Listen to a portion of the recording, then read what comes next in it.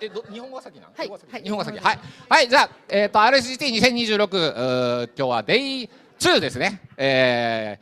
本日も朝早くからありがとうございます。じゃあ、今日も楽しんでやっていきましょう。はい、スライド。まあ、昨日やったんで、割と今日はショートでいきます。Zoom アクセスは Discord からできます。でいいかな？はい。Yeah, so things are the same as yesterday. Please find Zoom links from the Discord. 翻訳、日本語と英語と翻訳がある、セッションは、下の通訳ボタンで、好きな方、自分が見たい方で見てください。If you want to listen in either English or Japanese, please enter the Zoom and choose the interpretation language. これですね。もう皆さん知ってますね。これがないと追い出されるので気をつけてください。You need to have your name tag on at all times, please. That is your admission pass, so don't forget. あとは CSM とか、これ何でしたっけ？リボンか。リボン。これ、いろいろあるんでつけてください。Please add these ribbons. There's a lot of different things written on it, like CSM and first-time attendees. What? Oh, there seems to be a new types of ribbons out there. So yeah, do check it out. Niseko? Oh. So there's the Niseko, Nagoya, and Kanazawa ribbons that are new today. So if you like any of them in particular, you could go and put them on your name tag. これは何やったっけ？会場は録音が自由なんだったっけ？なので映りたくない方は自分で防衛してください。顔隠して歩くとか。よろしくお願いします。All of the sessions in today's event is being photographed or recorded. So if you don't want to be in frame, run away. シャッター音が出ないカメラアプリインストール皆さんされてますかね？写真撮るときはシャッター音が出ないカメラアプリを使ってください。Yeah, so as we've explained yesterday, Japanese smartphones make a sound when you take photos. I don't think any foreign smartphones have this issue, but please be mindful about the shutter sound. X で、SNS も全般でこれでいいのかな？ハッシュタグぜひつぶやいて、盛り上がっているのを世界中に発信してください。So the event hashtag is RSGT2026. Twitter is no longer with us, but yeah, we'd like please share your comments on various social media. まだツイッターって書かれてましたね。Yes. これコーチーズクリニックですね。コーチーズクリニックがあります。ただ申し込みもいっぱいなのかな。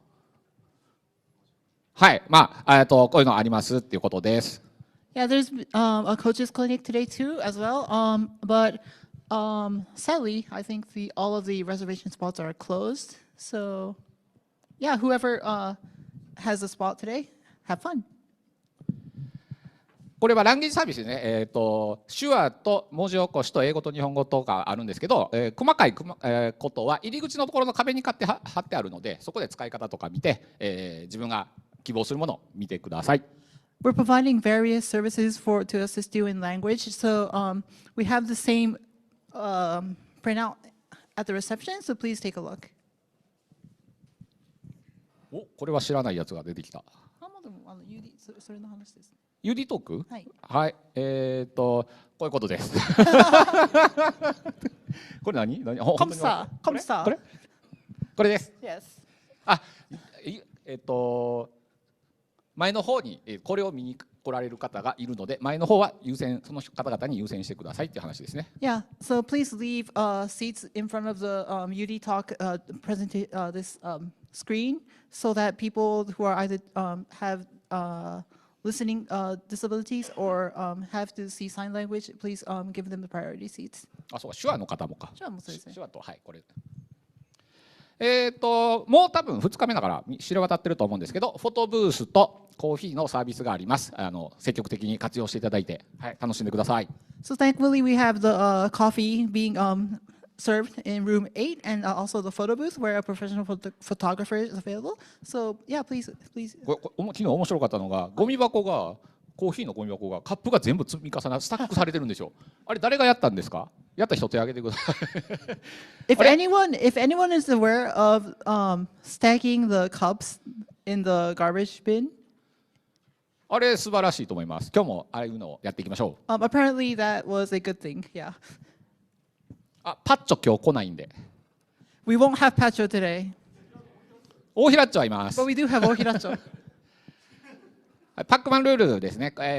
輪を少し開けといて新しい人が今パックマンとして食べられようとしてるんですか？開けといて新しい人が入れるようにしてくださいという話ですね。Yes, so please follow the Pac-Man rules. Open, don't be in a closed loop. Open up a space so people can join in your conversation.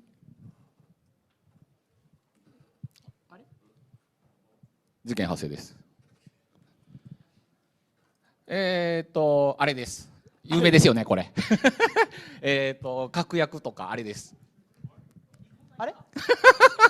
確約尊敬集中何でしたっけ？助けてください。確約集中公開尊敬勇気。ありがとうございます。集中公開尊敬勇気。確約集中公開尊敬勇気。ありがとうございます。Thank you very much. いや、そんなことないです。明日ないんで、明日ないんで。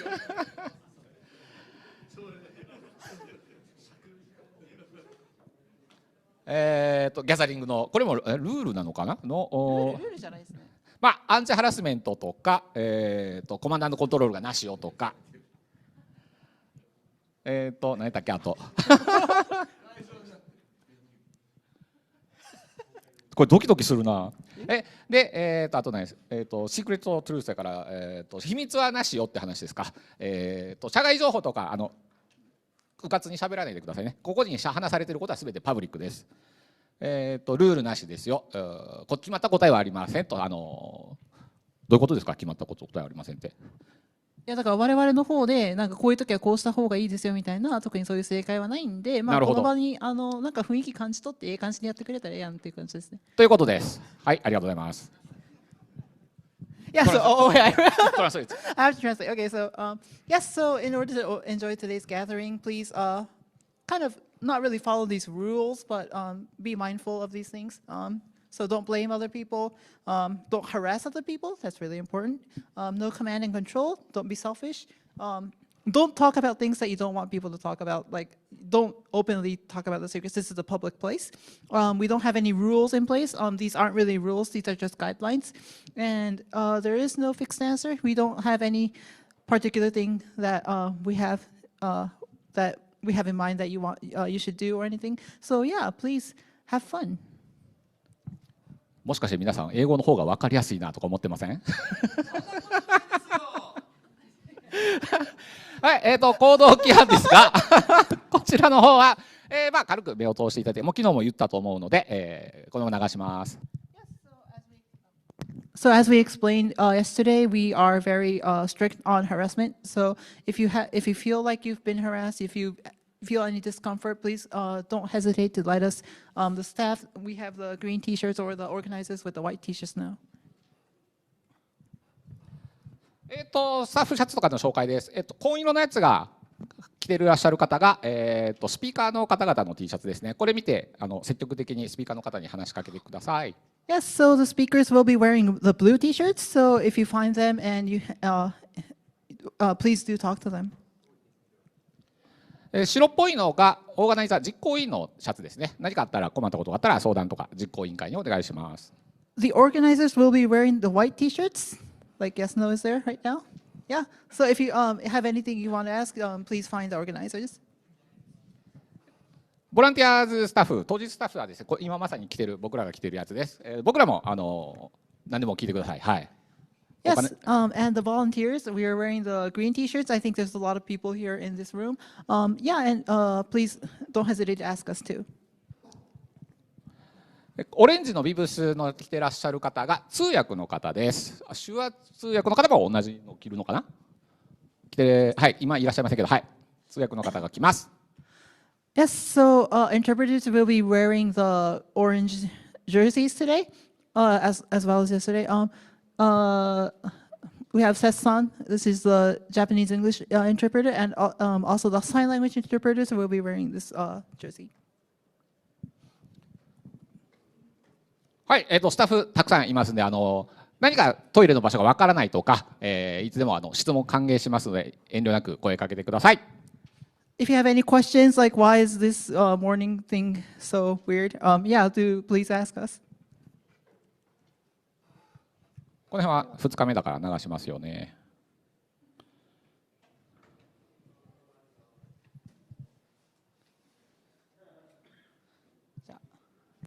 じゃあここからスポンサー様の紹介です。まずはタイトルスポンサースクラムアライアンスです。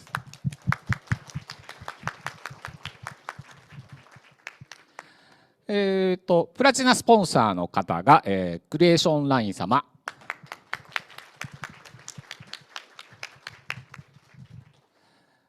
KDDI 様、この後多分ライトニングトークしてくださるのかな。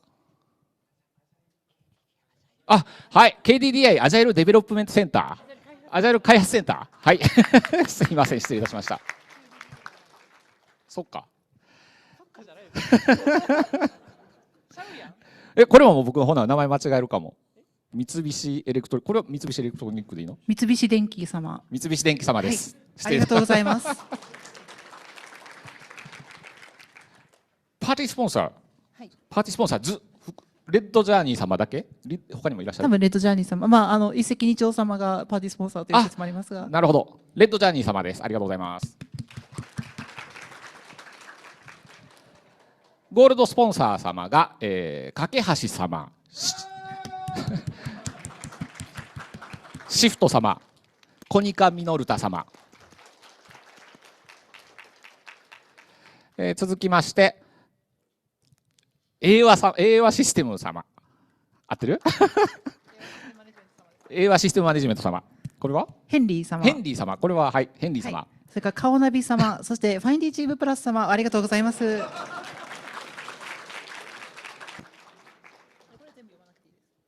はい、シルバースポンサーさんは、こちらにいらっしゃる会社の方々です。スポンサーでいただきましてありがとうございます。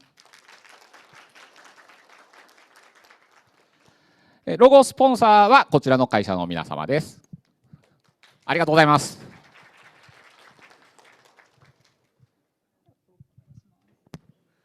それでは、タイトルスポンサーのスクラムアライアンス様の動画を皆様にお見せいたします。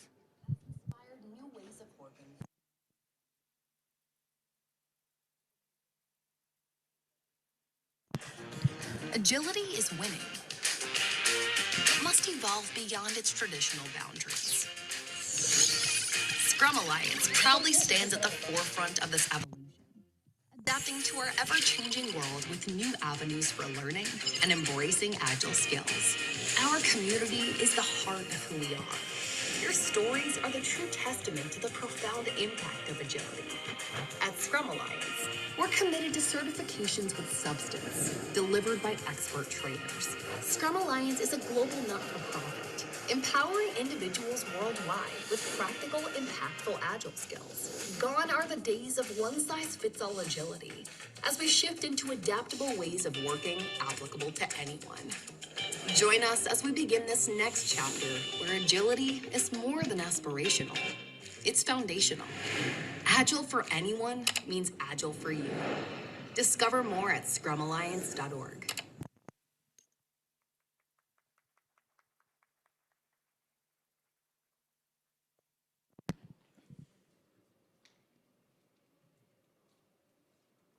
どこだ？あった。はい。以上です。では、ここからどうやってスムーズにつなげばいいんですか？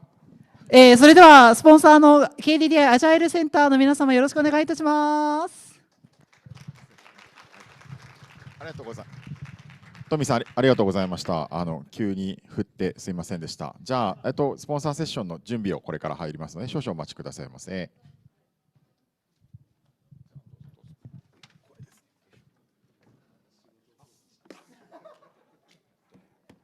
尻尾ね。ちょっと取ってきます。何分に始めます？尻尾いいですか？大丈夫。付属がちょっといまいちだったから自分の使いたいっていう。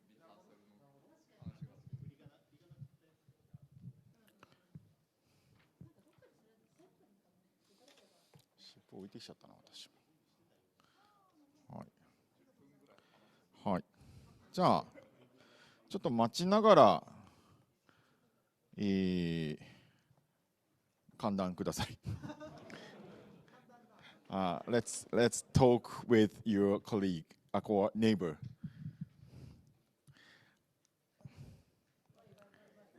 はい。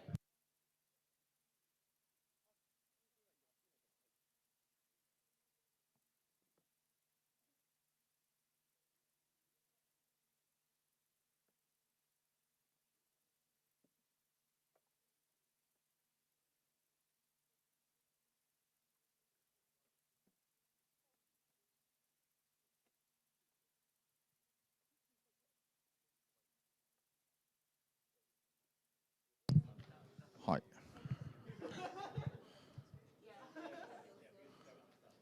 ちょっと接続確認を先にさせてください。ちょっと待っていてください。尻尾は何？ありました。はい。尻尾ありました。持ってきました。はい。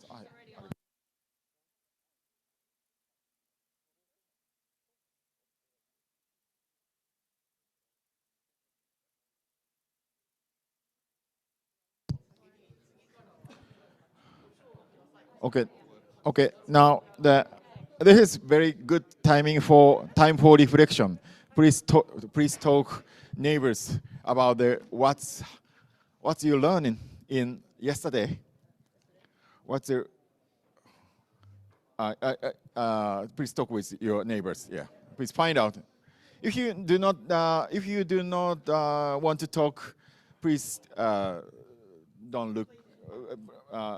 下向く？死んだふり、プレイデッド、プリーズプレイデッド。本当か？はい、どうぞ、今のうちにどうぞ。いけそう？大丈夫ですか？終わったのかな？終わったっぽいね。はい。じゃあ、接続お願いします。はい。Yes, no, yes, yes. Yes, no, but. Yes, no, but. Yes, no, but.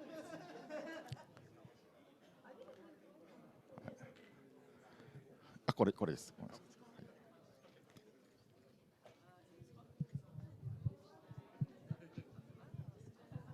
上で喋る、下で喋る。上で上に乗っちゃって、じゃあ乗っちゃってください。行っちゃってください。3人で喋るでしょ？どうぞ乗っちゃってください。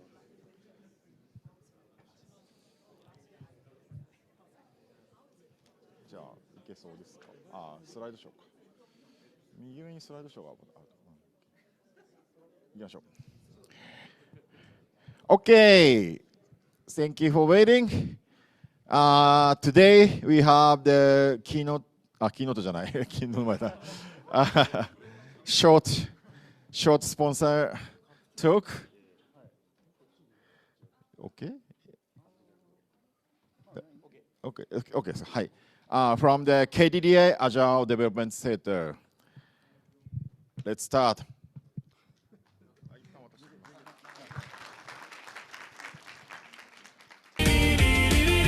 シュハリノリ、シュハリノリ、シュハリ、シュハリ、シュハリ、シュハリ、シュシュシュシュシュシュシュ、シュハリのシュ、シュハリのシュ、ファファファファファファファファ、シュハリのハ、シュハリのハ、リリリリリ、リリリリリ、シュハリノリ、シュハリノリ、シュハリ、シュハリ、シュハリ、シュハリ、シュハリ、シュハリ、シュハリ、シュハリ、シュ。はい、出囃子でした。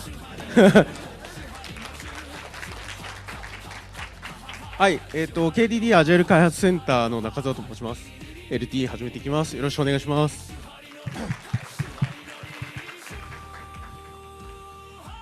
はい、ちょっと後ろでうっすらかかってるんですけど、はい、皆さん、突然ですが、今年の抱負ってもう立てられましたかね。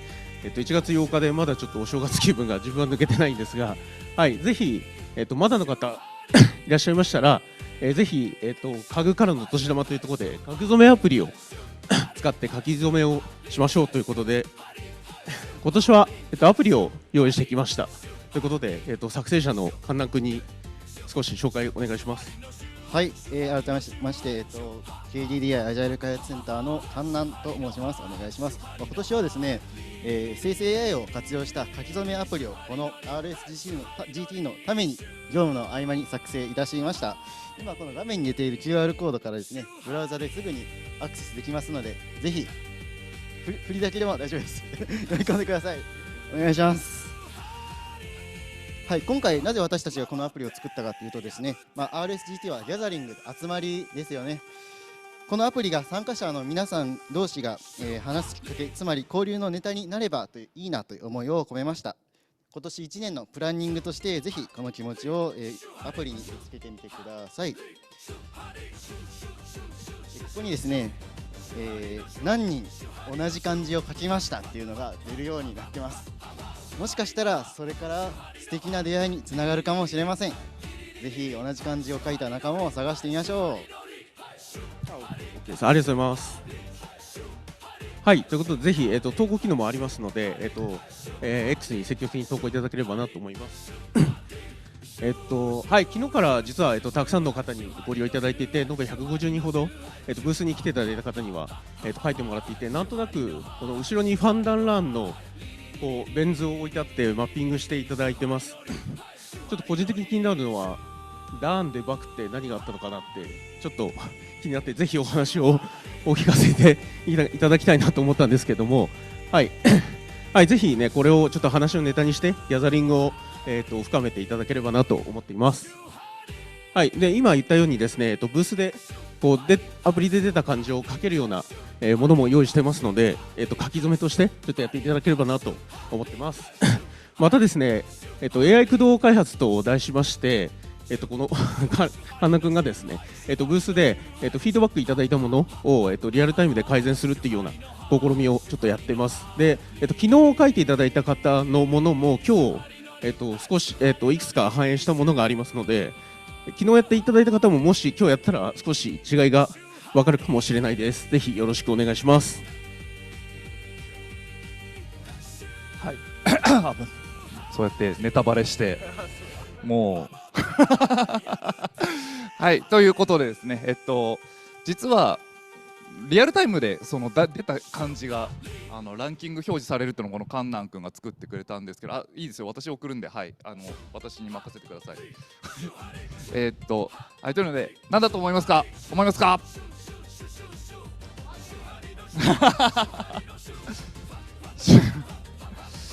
ありがとうございます。ですね、そうもうさっきネタバレしたけどいや死んでない魚ですからね。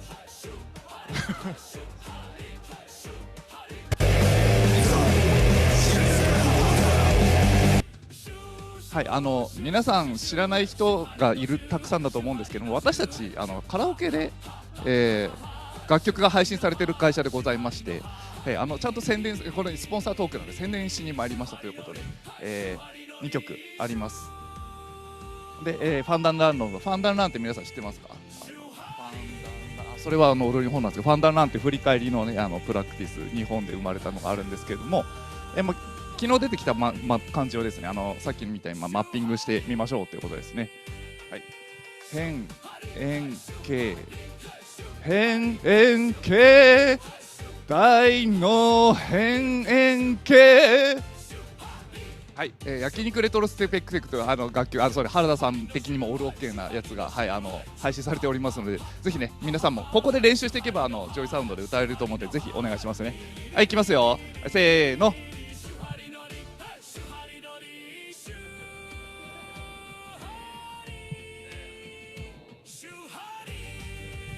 もう5万5千の声がここに響き、ありがとうございます。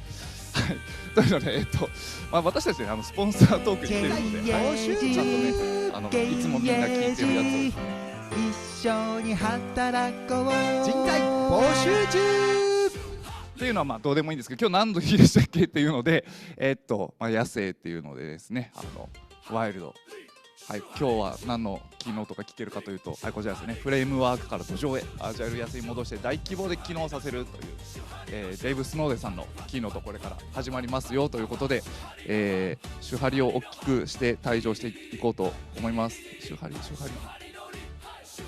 いしょ。じゃあ皆さんこれから一緒にありがとうございました。は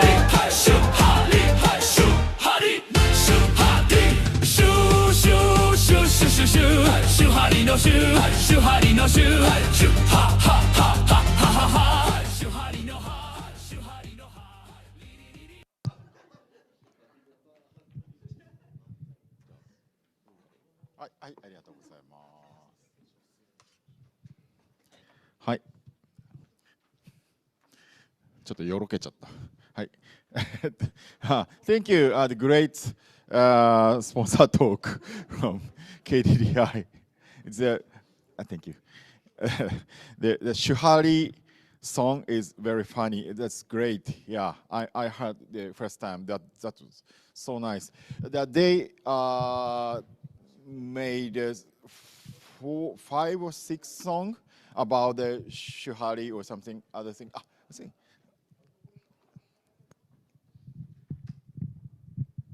Yeah, that's very awesome. And you can find in the okay. Hi. You can find in the YouTube channel. They have YouTube channel about they made the songs. Yeah, please find out.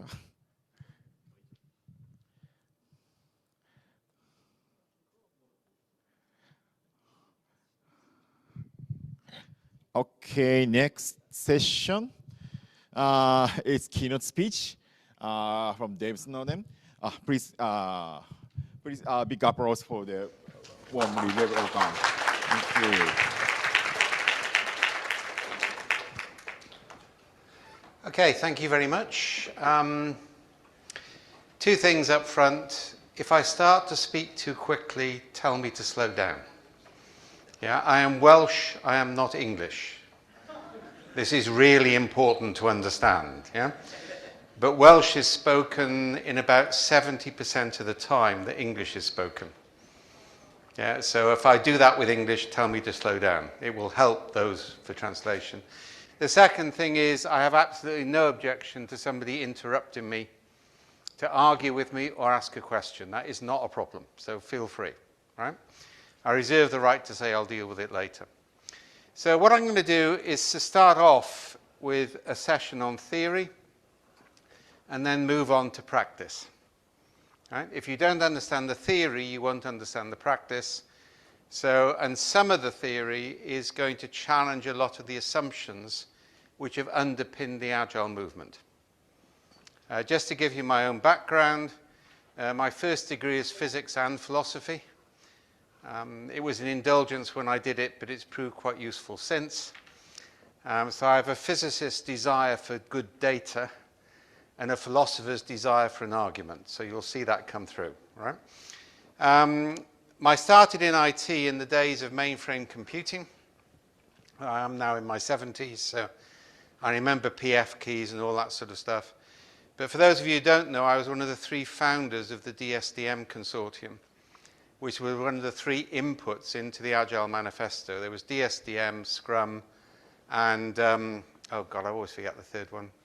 DSDM, Scrum, and SD, yeah, the heart of Agile, in effect, all right, which was, and that's Kent and those sort of guys.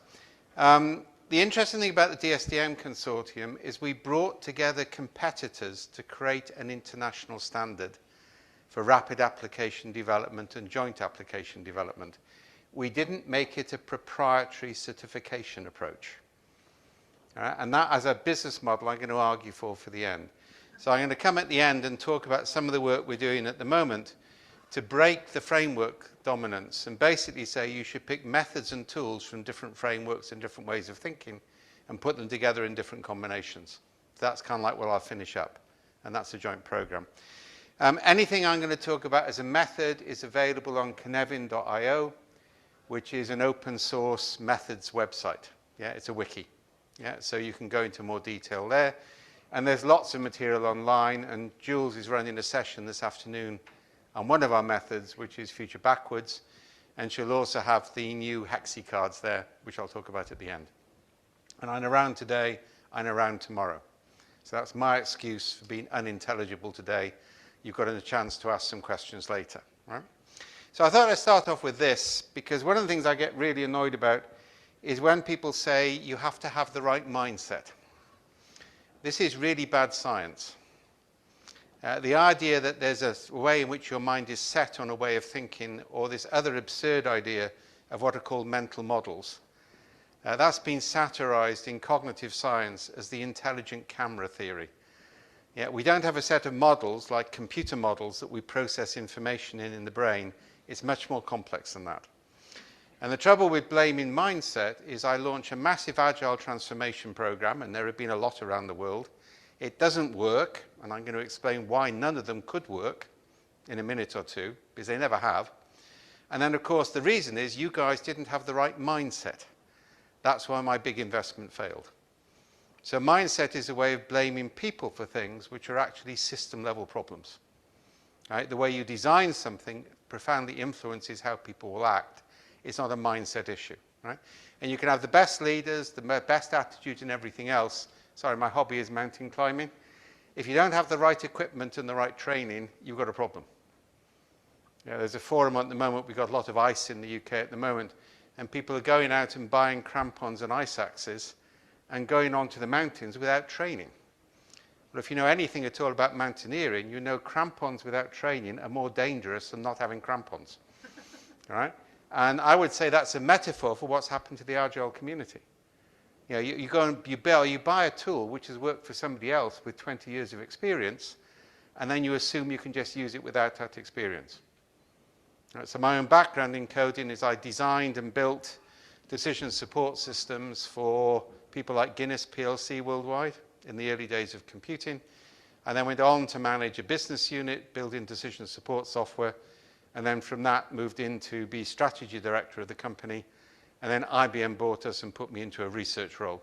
So that's kind of like the background, right? So if you don't know it, the Kinevin Co. is a software company as well as a methods company. So we're continuing to develop software, and I'm the main designer on that. Okay, so we're going to talk about rewilding. This is a dictionary definition of it. Rewilding is not restoring something to its original condition. It's getting a balance back into nature. So one of the things we're doing in the UK at the moment is we're reintroducing beavers into the wildlife habitat. Beavers became extinct about 150 years ago. If you have beavers, you can prevent downstream flooding. The habitat has become unbalanced because it's lost its beavers. I'm one of the group who are lobbying to get wolves back. Human beings are at real no danger from European wolves, but the deer population is out of control. And if you don't know the work which happened with indigenous groups in California, when they reintroduced wolves into Yellowstone, the waters ran clear again because the whole ecosystem was dependent on the apex predator. So when we're going to talk about rewilding, we're not going to talk about going back to some mythical past. We're going to talk about restoring some balance. And that's best illustrated by this kind of like picture. On the left-hand side, we have a native wolf. That's a timber wolf.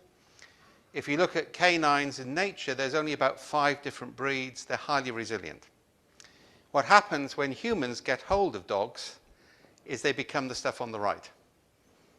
Yeah, over 7 generations, what's fascinating is domestication radically increases variety and destroys resilience in the population. None of those dogs could survive in the wild. And my argument is that's what's happened to Agile.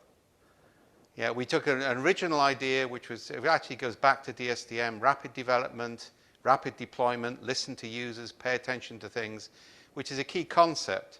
And then we made it into a series of structured recipes, highly focused, highly developed, and the main developed on the originator's own personal experience without proper research.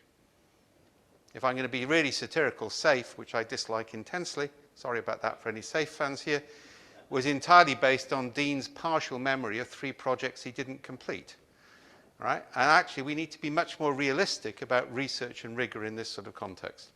So kind of like I'm going to be talking about what we can do differently so that we can have more wolves and fewer dogs. Yeah, that's kind of like the principle. Okay. The other thing, and this is going to be a play on an old British phrase, a wolf in sheep's clothing is a wolf trying to pretend to be a sheep so that the sheep fall for it. Yeah, and the wolf can eat. This is a reverse on that, a lovely illustration. It basically says Agile is actually a sheep in wolf's clothing. It hasn't really changed, but it's trying to pretend it's some dramatic type predator. Yeah? And if you look at the things which went wrong, first of all, and this is a key metaphor, there are too many recipe book users and not enough chefs. Now, this is a really important distinction. When I first went to university, I had a recipe book, and I followed it rigidly because I had to learn to cook for myself. I now have about 150 recipe book users, recipe books, but I never use any of them. I use them for ideas. As you gain more experience, you gain more knowledge, you learn to put things together in different combinations.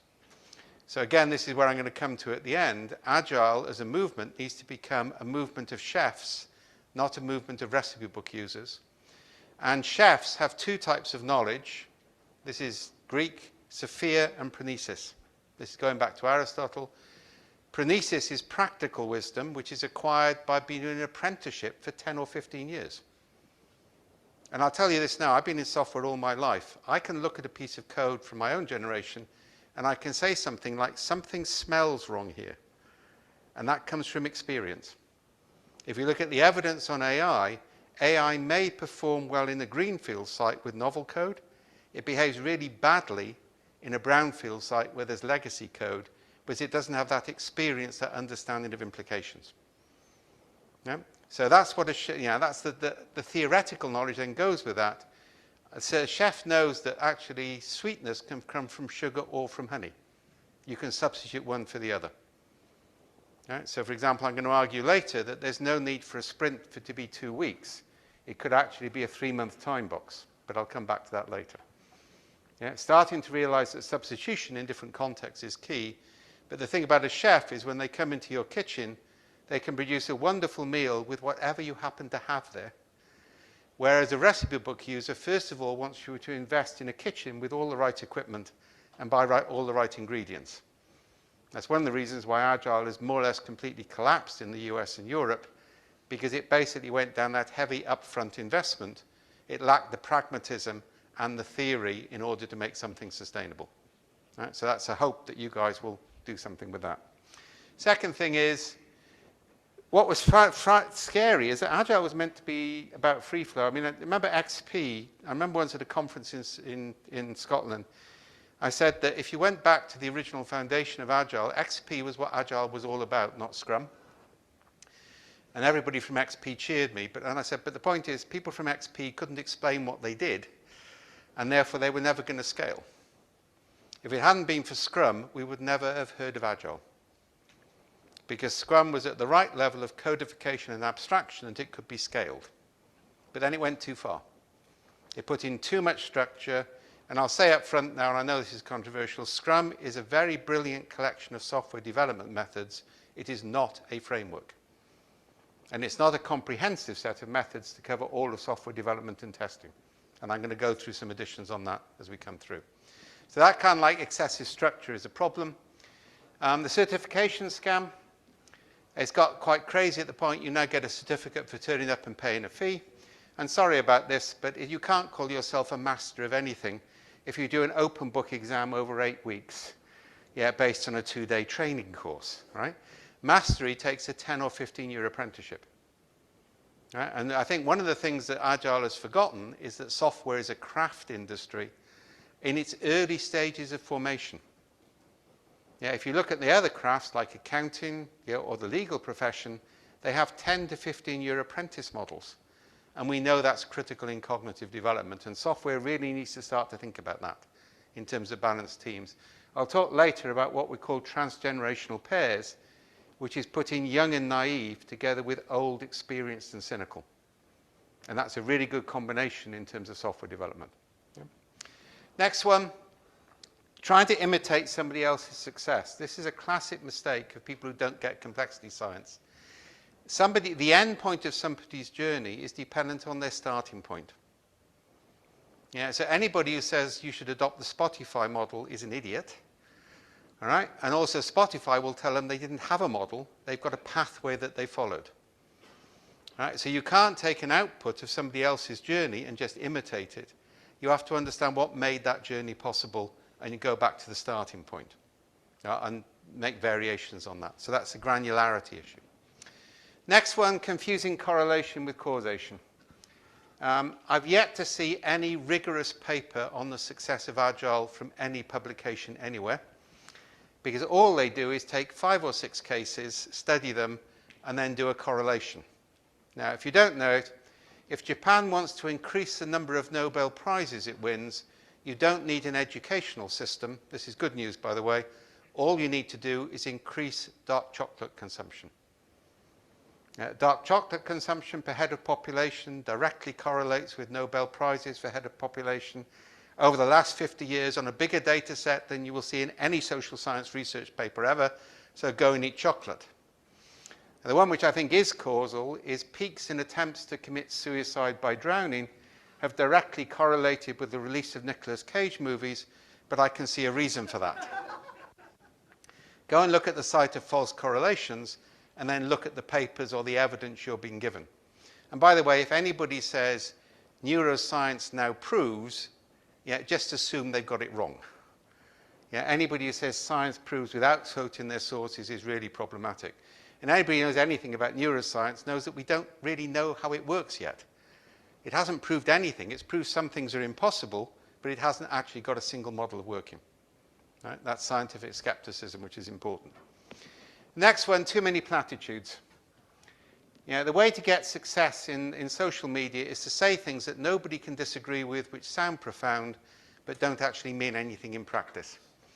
All right? And that's a very, very major feature of Agile. Yeah, it's lots of things about how lovely life would be. It's not stuff about the deep pragmatism of getting them done in the first place. And by the way, this has always been a problem with software engineering. I confess to it myself. In order to get the funding, you promise the earth, and then you don't deliver it, but you say you should have expected that. Right? Next one, and this is another key concept, is you can't have a homogeneous culture. Anybody who says we should all have the same mission, the same values, and the same purpose doesn't understand human nature. You can't. And doesn't understand ecosystems, because if you lack variety, you lack evolutionary capacity. Right? My favourite way of illustrating this, and sorry I'm Welsh, so this is a rugby metaphor, is I, like my mother and my grandfather before me, support Cardiff Rugby Club. Yeah, Cardiff Rugby Club, we're the capital city club, we're very civilised, all right? I mean, if as spectators, we cheer the other side if they do well. Our team always plays by the rules. We never commit a foul. We've never bribed a referee in our life. We're the good guys. Then there are the Scarlets. Right? You do not want to go into a scrum. Why anybody called an agile method scrum, I'll never understand. They obviously didn't play rugby, right? Yeah, if you go into the scrum, you'll likely get your ears bitten off. They definitely bribe referees. It's the only reason for the red card we got the last time we played them. Yeah, and their spectators are partisan hooligans who can't be trusted. Right? But when the English arrive, we're all Welsh. Now that's called coherent heterogeneity. It's the ability to be very different and compete in one context, but to be the same in others. Yeah, and actually that has major implications. I was partly responsible for the design of the Helsinki air traffic management system, and for software critical code, we had 3 teams working in parallel on 3 continents without any ability to know who the other one was and communicate. Because we knew that's the only way to do it, is to have variety in the initial response and look at the differences which came about in that. Right? So heterogeneity is really dangerous, which is why the whole common purpose, common mission, common values is really dangerous. The good news is it will never happen anyway. People just pretend to. What you want is the ability to be different in one context and the same in another. And that's an underlying principle. Okay, so that leads me on to this idea of natural science as a constraint. Now, what I'm going to do now is to go through 3 or 4 simple things or principles that we build on. The first one, which is a classic, is if you take radiologists and you give them a batch of X-rays and you ask them to look for anomalies, yeah, And on the final X-ray, you put a picture of a gorilla, which is 48 times the size of a cancer nodule.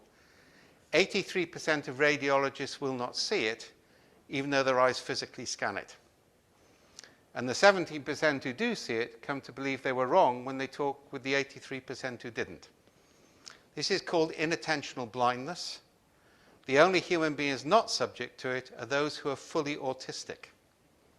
And by the way, part of the problem is the software industry tends towards autism, and because it's a necessary skill there, and therefore there's a danger we don't understand users because we see things in different ways. Neurodiversity is one of the big areas of development at the moment. I mean, I'm dyslexic, and dyslexics see things in very different ways from people who are non-dyslexic. Right, so we're now starting to look at neurodiversity as one of the things we need to build into software teams, for example.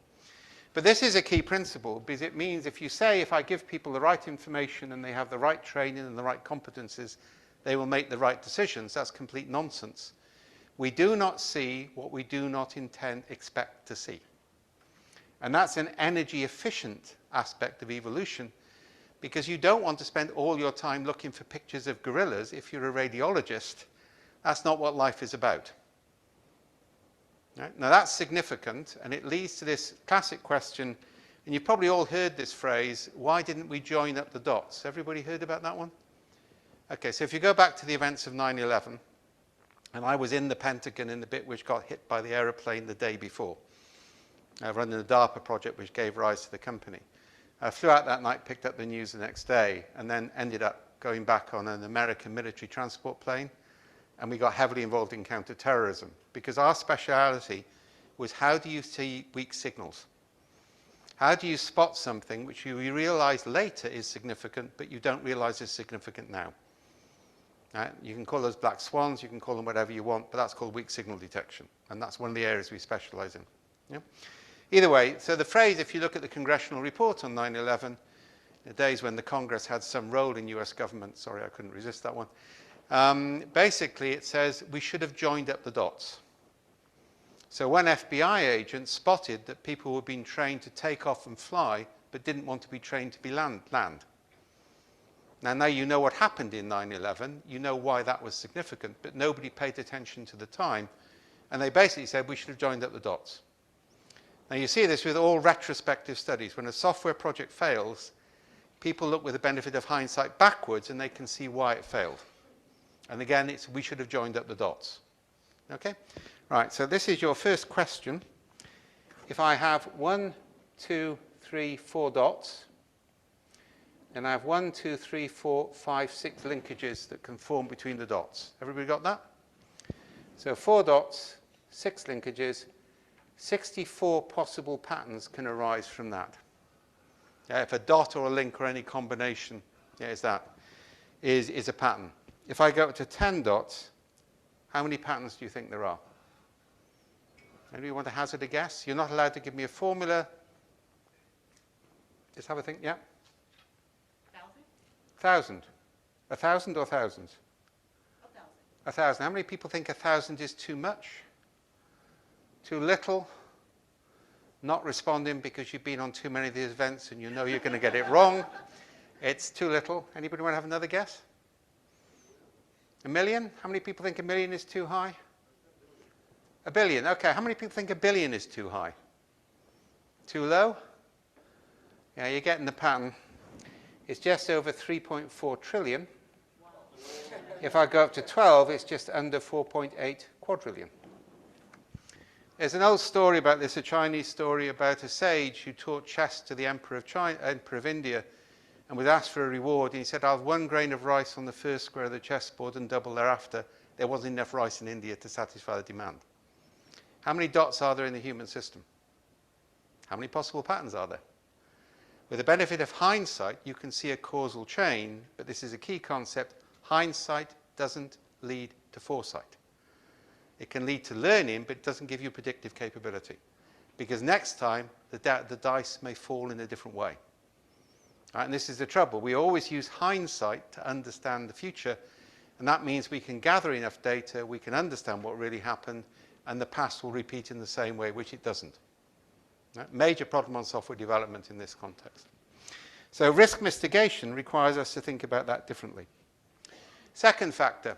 Sorry about this. This is Western tradition. I'm not going to risk having just flown in on ANA. I've had enough of Japanese cartoon characters to last me for over 16 hours for life, all right? But all storytelling traditions all over the world, you don't tell stories of success, do you? Yeah, if you took your children and sat them down and said, this is a story about how you stayed at home, did what mummy and daddy told you to do, achieved the family mission statement and KPIs, they wouldn't listen to you. We tell stories of failure. We have a happy ending. We want them to sleep at night. But the majority of human learning comes from stories of failure, not success. What stories spread fastest around the water cooler in companies? Stories of failure or stories of success? What do we like on television? Stories of failure, stories of success. Yeah, in evolutionary terms, avoidance of failure is a more successful evolutionary strategy than imitation of success. We build worse practice databases because they have more value for learning than best practice databases. Right? And actually, one of the things we can use here is use archetypal forms, which is Japanese anime as an example of an archetype form of story, to allow people to disclose failure without attribution of blame, and to create fictional stories about how we might have failed. Fiction has a huge evolutionary role for humans because it allows us to explore possibilities not based on actual empirical experience. So starting to build worse practice databases is really powerful, and using fiction as a part of that is key. Next one up, natural group size. Now, I'm not going to go into Dunbar's number. I know Robin. Dunbar's number comes from grooming behavior of apes. The trouble is people jump on it too quickly and just assume it's a recipe, and it isn't. All right? It's one indication. This stuff comes from evolutionary biology and from anthropology. It's got some similarities, so that's good news in collaboration. But it basically identifies natural groups. First of all, this is going back to Neolithic times, the Stone Age, the early Bronze Age and Iron Age. Basically, there's a kind of like sexual pair, which is a primary nurture group, and that's a universal, more or less. Yeah? Secondly is what's called a task group or an extended family. This really never has more than 5, possibly 7 active decision makers in it. And that's actually quite interesting, because if you have a group with 5 decision makers, you can get compromise. Once you go much bigger than that, you can't. Yeah, we evolved, the family can't afford to break up. So we evolved to compromise in those small task groups. And I'm going to come back to that when I talk about a method, a pre-Scrum method for software capture, needs capture, which basically works on small groups. Yeah? We're also doing a lot of work on this, by the way. This is kind of like a link in with what you were talking about yesterday, in distributed resource allocation by allowing small role-based groups with an anonymity to spend money without authorization. Right? And that's kind of like a beyond budgeting to some extent in terms of the way we want to work. Next group is called a deem. This is a collection of families who band together to hunt. In summer, they compete with other deems. In summer, there's plenty of stuff around. We can hunt together. There's some competition, some friction. And then we get the macro deem. This is in winter. We can't afford to compete anymore. We've got to cooperate.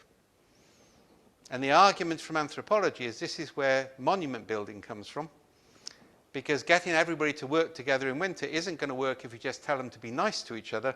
You make them lug massive stones around in the field under the direction of religious priests, and by working together, they find ways to think together. Now, this is a really important concept. When I was working on peace and conflict resolution in Northern Ireland in the 70s, this is when we had what were called the Troubles, so Catholic-Protestant wars. We didn't get them into a room to talk about their differences. We took 2 Catholics and 1 Protestant, or vice versa, and we dumped them into the slums of Latin America for 3 months on a joint project. And they learned pretty fast they had more in common than they realized. And they had a conversation about their differences in the context of working together in a different context, not in the context of being facilitated or told how they should behave. That's actually really important in organizational change, which I'll come to later. Bringing people together from different backgrounds in a novel task will build connections between them that you cannot get just by admonition. And you can see I'm moving to action-based change, not mindset change. If you change the way that people interact, then you will change the way they think. You can't change the way they behave by trying to change the way they think. It doesn't work that way around. Yeah? It requires action. So hold that, because that's going to be an important concept in terms of the way it works. And those are, apparently, they still hang over cognitively in terms of our behavioral aspect. So there are, and they're not absolute numbers, but they're rough numbers. That leads me on to complexity science, and this is kind of like the major theme that I want to talk about. This is a phrase from Brian Arthur, who was the first person to introduce complexity to economics. Farmer has now done it as well, right, in a book called Chaos, which is really interesting. One of the things Farmer says very clearly, which comes from complexity science, is the economic concept that you build a model and test whether the model is accurate or not is fundamentally flawed. It doesn't work. Because you can't identify up front all the things which might be influencing. Remember joining up the dots? So Farmer's approach to economics is mass simulation. And when you get patterns out of the simulation, then you use models on those patterns. Now, some of the stuff I'll talk about later is the way we're using human stories of day-to-day experience to get the system to simulate itself rather than to create abstract models. Yeah. In reality, culture is revealed by the stories we tell each other, not by the way we respond to a survey. Yeah. And that's going to be an important concept in a minute. So complexity deals with systems which are constantly changing. One of the easiest ways to understand it is the root of the word complicated in English is a Latin root word, which means something which is folded. And something which is folded can be unfolded and folded again without changing. Yeah? The Greek origin of the word complex is something which is entangled. Yeah? Like a mango swamp. Yeah? Or like a fishing net. All right? Have anybody ever tried to pick up a bunch of fishing nets on the everything is entangled.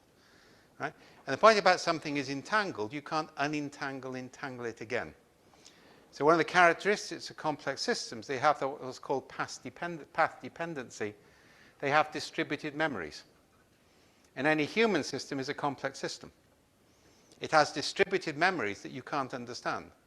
So if you announce a transformation initiative in any modern company, it triggers memories of all the previous transformation initiatives which failed, and people filter what you say through the filter of past failure. So understanding those narrative patterns is key, because understanding what substrate, and this is a word I'm going to introduce for the first time, substrate is the environment you're working with. Understanding the substrate is key, because that will determine how people see the world. Now, I'm going to talk about a practical technique for that called S-drive mapping in a minute. The other thing about complexity, and this is kind of like what you can manage, that's a complex system because it has regularities. Complexity isn't randomness. A lot of people in Agile use complexity as an excuse. They say, oh, it's complex and emergent, I don't need to be managed. That's nonsense. Complexity requires far more discipline and rigor than order. Right? And you need to understand it. So this is kind of like a simple way of doing it. And again, I'm going to use some new language. Actant is a key phrase. This comes from Latour, actor network theory. It's from a body of theory now which is basically saying it's not just human beings who have agency in a system. Yeah, AI is now a non-human agent, for example, but rules, processes, environment, these are all actually have agency. So as a simple way, this is called the Actant triangle, and I'm going to come back to this later as a practical method. I'm giving you the core theory now. You have actors who can be people, roles, or teams. Generally roles, by the way, in a company, not individuals. Yeah, it's a role you occupy is more important than yourself as a person. So all actants are actants, but not all actants are actors. Yeah? So we then have constraints. Constraints can contain things or they can connect things. Containers are more ordered or structured because we know the boundary conditions. Yeah? Where if something is connected, it may not have boundaries. This, by the way, is a really big difference between complexity science and systems thinking. In systems thinking, it says systems have to have boundaries. Complexity science says they don't. And there's other differences as well, but that's one of the most important ones. So things which connect, they still create patterns, but they're more difficult to manage. Things which are contained, you can manage the boundary conditions. Yeah, it's like a software object, going back to a software object is contained, a standard input produces a standard output, because that is a type of what's called a constructor. So a constructor is something which changes things, but it doesn't itself change in the act of changing. So a software object is a good example of that. We're now, by the way, working at organizational design based on object orientation, in which you have role combinations where you know the input and the output is standard. So you can now build people objects into software objects to handle ambiguity in software development. Because a people object will handle ambiguity far better than software, then you can see what happens as a result. And I'll give you an example of design on that in a minute. So kind of like we want to understand in any environment, what are the actors, what are the constraints, what are the constructors? And I'll give you a mapping technique for that later. That also means that we need basically to change the interactions. Remember I talked about my example of Catholics and Protestants in Latin America? If you change how people interact, they change. So in a complex system, I can identify the actants, I can change the actants. I can identify the interactions, I can change the interactions. Notice this is all change in the present, not defining the future state. Yeah, second big difference between complexity science and systems thinking. Systems thinking gets people together and defines a goal. Complexity science says, where the hell are we and where can we go next? We call this the Frozen 2 strategy. Has everybody seen Frozen 2, the Disney movie? Okay, it's great. It's on A&A at the moment. I watched it last night, all right? It's a great movie, all right? And it's the real heroine of the, in the middle of Frozen 2, the real heroine who's the younger sister without the magic. She represents ordinary people. That's the story form. Sings this beautiful song, all I can do is do the next right thing. That's complexity science. It's called the adjacent possible in Stu Kaufman's work. So all I can do is say, where am I? What can I do next? Then look again. So in complexity, we start journeys with a general sense of direction, open to change, which is the agile principle. Yeah? In actual systems thinking, we define the goal and we try and close the gap. Yeah? And that's deeply problematic because you can't, in a complex system, define the goal because everything is constantly changing anyway. Yeah? And now all of that, actants and interactions, produces emergent properties. And this is where people get confused. The emergent property is a result of the actants interacting. It's not a definable state. Remember I said, don't imitate somebody else's journey, imitate the starting point. But that means I need to have monitors because I need to sense patterns quite quickly. I'll talk in a minute about the work to have the whole of the workforce as a real-time human sensor network. Because somebody out there has seen a gorilla and you need to find them fast. Right, so monitors become an absolutely key thing, and this is part of the role of IT. And then scaffolding is where I create enough structure that I got predictability. This is order, which human beings are good at. You don't want which side of the road we drive on to be an emergent property of the first drivers to hit the traffic system early in the morning. Yet we like to create order. Right? Nothing wrong with that. It's hugely valuable. I'll say now and justify later, the great value of Scrum is its ability to make things which are becoming less complex, complicated. It's not a complex systems method. It's a complex to complicated method. And that's its power, and that's its great strength. So those are kind of like things we can manage. And this starts to change software design. So I'll give you an example from my own past. You may not know this, but one of the great disasters in software development for government in the UK was called the patient record system. It's actually the biggest ever financial disaster in government procurement of IT worldwide, which is quite a high bar to achieve. And of course, once they'd invested millions, nobody could afford to say it failed until it failed catastrophically. Yeah, failing fast, failing early is a key principle of complexity. So I was on the IBM bid team for that, and I remember saying we need to no-bid this and go in with a non-compliant solution, wait for Accenture to fail, and then they'll remember we came up with a better idea. IBM didn't do that. We were thrown off the bid team. They bid, they lost, and they were grateful. Because what they wanted to do was to design a centralized database. I mean, no centralized database is secure, but never mind, they thought they could do that. Yeah, and have common equipment for all medical staff. Well, you're never going to get all doctors to agree on the same equipment, but never mind, they thought they could do that.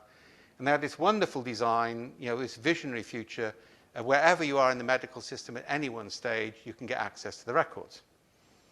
Now, crazy things happened. They suddenly realized you couldn't secure a database, so they gave people credit cards to put into the computers.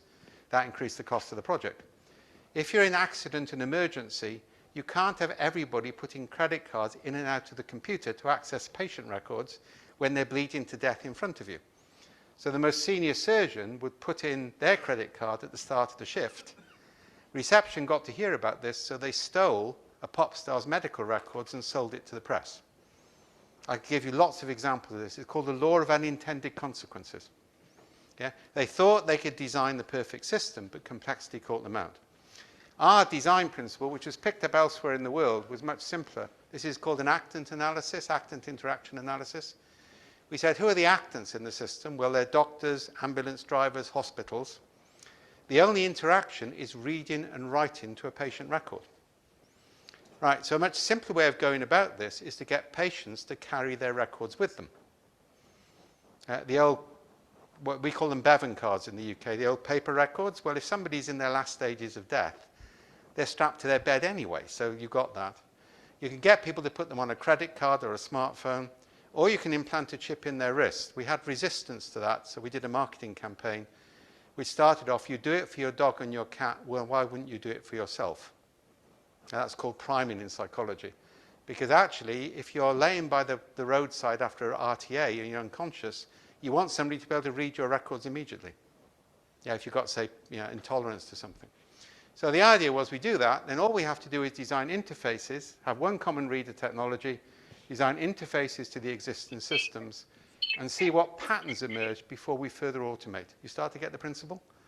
That's a very different way of doing software architecture, because it works off what can be managed. It uses emergence as a disclosure technique before you overcommit. I can go into that in more detail if people want later.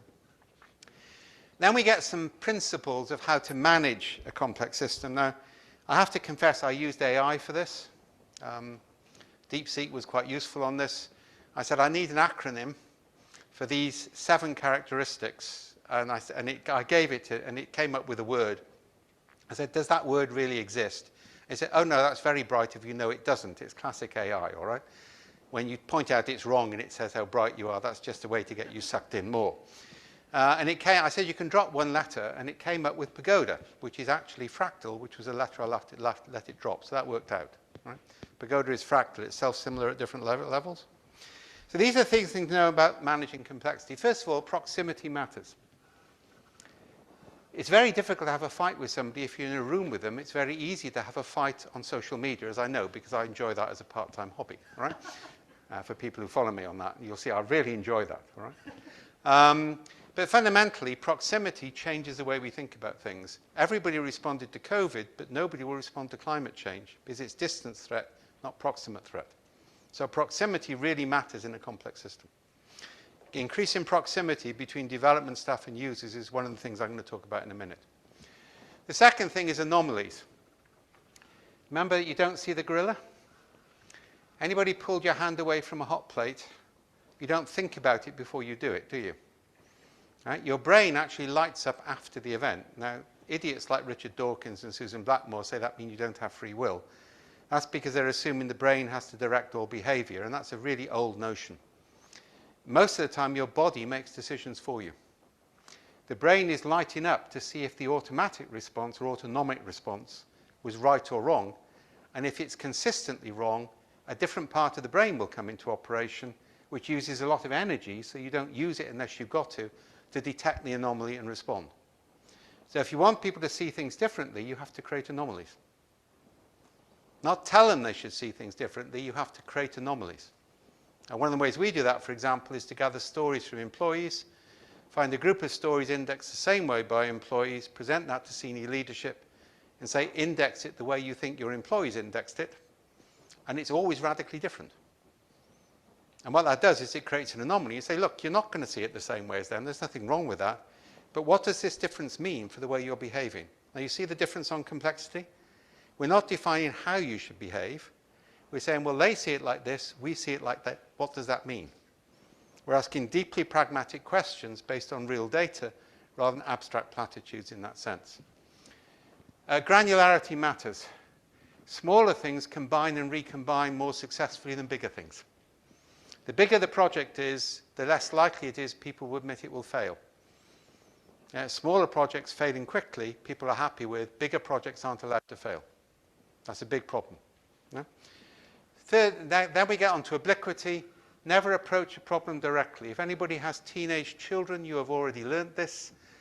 Yeah, approaching problems directly never works. What you do is you manipulate them. You approach a problem obliquely and see what emerges. You don't want to indicate what solution you want. There's a whole book by a guy called Kay, who's a British economist, called Obliquity, which shows all the cases where we produce novel solutions, not by thinking about the problem, but by working in areas adjacent to the problem. And that applies to software development and everything else. Next, disintermediation. This means removing all interpretive layers between the decision maker and the original data. Some of our work is to give developers clusters of stories told by users without anybody synthesizing them or aggregating them. Because the minute you synthesize something, you strip data away and you may miss obvious stuff. So the ability to ask an abstract question of a database of 1 million user stories and find user stories in the context of that question is really useful for software developers, whereas work into a specification is less useful, because if the systems analyst has got it wrong, you're just going to perpetuate the error until the end of the project. And then finally, and this is a key difference between humans and computers, human beings reason abductively, AI reasons inductively. So there are 3 types of logic: deduction, induction, abduction. Deduction is if A then B. Induction is all the cases of A have B, so it's more probable that the next case of A will have B as well. That's how AI works. Human beings, interestingly, art comes before language in human evolution. It's called symbolic language, all right, which is unique to us, octopi, and orangutans. So that may be an indication of intelligence. Sorry about that, given Japanese cuisine, but we think octopi have symbolic intelligence. Yeah? So the way that works is it allows you to go away from the material into the abstract and see completely novel connections. Right? Whereas if a language just describes the world, and that's the problem with the misuse of the word ontology in IT, yet language does not describe the world. The world is far more sophisticated than can be defined by language. Human beings have evolved methods to understand that. Some of my best ideas have come at the opera or looking at Caravaggio's Seven Mercies. A major development on Cynefin came when I was stood in front of a work of art and suddenly realized something about liminal transitions. Right? So abduction is a key human skill. The danger is we can lose it. The danger with AI is not that it will exceed us intelligence, but will dumb our intelligence down to the level of AI. We have a big program which is starting in Vancouver in a week. I'm going on to there from this, where we're looking at how do you measure what decisions should be made by humans and what should be made by AI. And then critically, what decisions can AI do better than humans? But if human beings don't do them for 5 or 10 years, they don't develop the capacity to judge whether AI is right or not. And we're also running another program on that, which is find out what your staff do, which you're not using. So if you want to automate their tasks, don't lay them off, because that's high risk if the automation doesn't work, but use them for skills that you haven't used so far, and then that reduces risk and increases invention. If anybody wants to know about that, there's stuff on the website. And that's a big 1-year-long program we're about to launch. Okay, so that's Pagoda. That leads me on to Cynefin, right, which is the thing which... Interesting, Cynefin came into the Agile community via XP, whereas the Stacy matrix came in via Scrum. Now, the Stacy matrix is a phenomenological matrix. Cynefin is an ontological matrix. That's important. So the Stacy matrix is based about human perception. Cynefin is basically saying some systems exist. So you start with reality, you overlay that with how we know things, and then you overlay that with how we perceive things. But increasing the friction between perception and reality is key if you want to do anything. So fundamentally, Cynefin, in its base form, identifies 3 types of systems: ordered systems, complex systems, and chaotic systems. An ordered system is one where the level of constraint is such that everything is predictable. Nothing wrong with that. In the UK, we drive on the left. In the US, they drive on the right. We want that level of predictability. Right? Nothing, and there's a lot of stuff on software standards. When I ran software teams, I used to fire anybody who said they would refactor their code, because they never did. If you've got repeatable code, you write it once and you document it. You don't say, I'll come back to it later. That just produces spaghetti. So that was a rule I put in place. I did fire 3 people for it after a couple of warnings, because it was just creating massive downstream inefficiency. So we create rules and structures to give us predictability. That's an ordered system. A chaotic system, there's no agreement on what the word chaos means in the scientific literature, so everybody has to define their own use. I'm using it to say there's no effective constraint. So it may not be random, there may be patterns, but it appears random. Right? There's no effective constraints in place. And then complexity is everything is entangled with everything else. So you get the law of unintended consequences, and you have to develop patterns, monitor for emergence. So basically, in a complex domain, what I'm looking for is emergent patterns. Yeah? And I want to very quickly identify them and reinstantiate the ones I want to sustain, destroy the ones I don't. In the ordered domain, I'm looking at either best practice or good practice. Best practice is there's one right way of doing things. Good practice is there are several different ways of doing things which are valid if you've got the right training in the background. And by the way, people confuse those two and it's a mistake. In some versions of Cynefin, we divide order into basically complicated and clear. Right, and that's probably the version you're most often likely to see. Right? I prefer to start with the 3 domains because I can then use a simple metaphor of solid, liquid, and gas. So solid is order, it's structured. Liquid is complex, it's fluid. Gas, obviously everything is kind of quasi-random. That also introduces the concept of a phase shift, which is really important to Cynefin. Because if I heat water up to 100 degrees at sea level, it doesn't immediately become steam. I have to put more energy in. Just before it snows, the atmosphere warms up because heat is thrown out, latent heat. The divides between order, chaos, and complexity are actually phase shifts in Cynefin.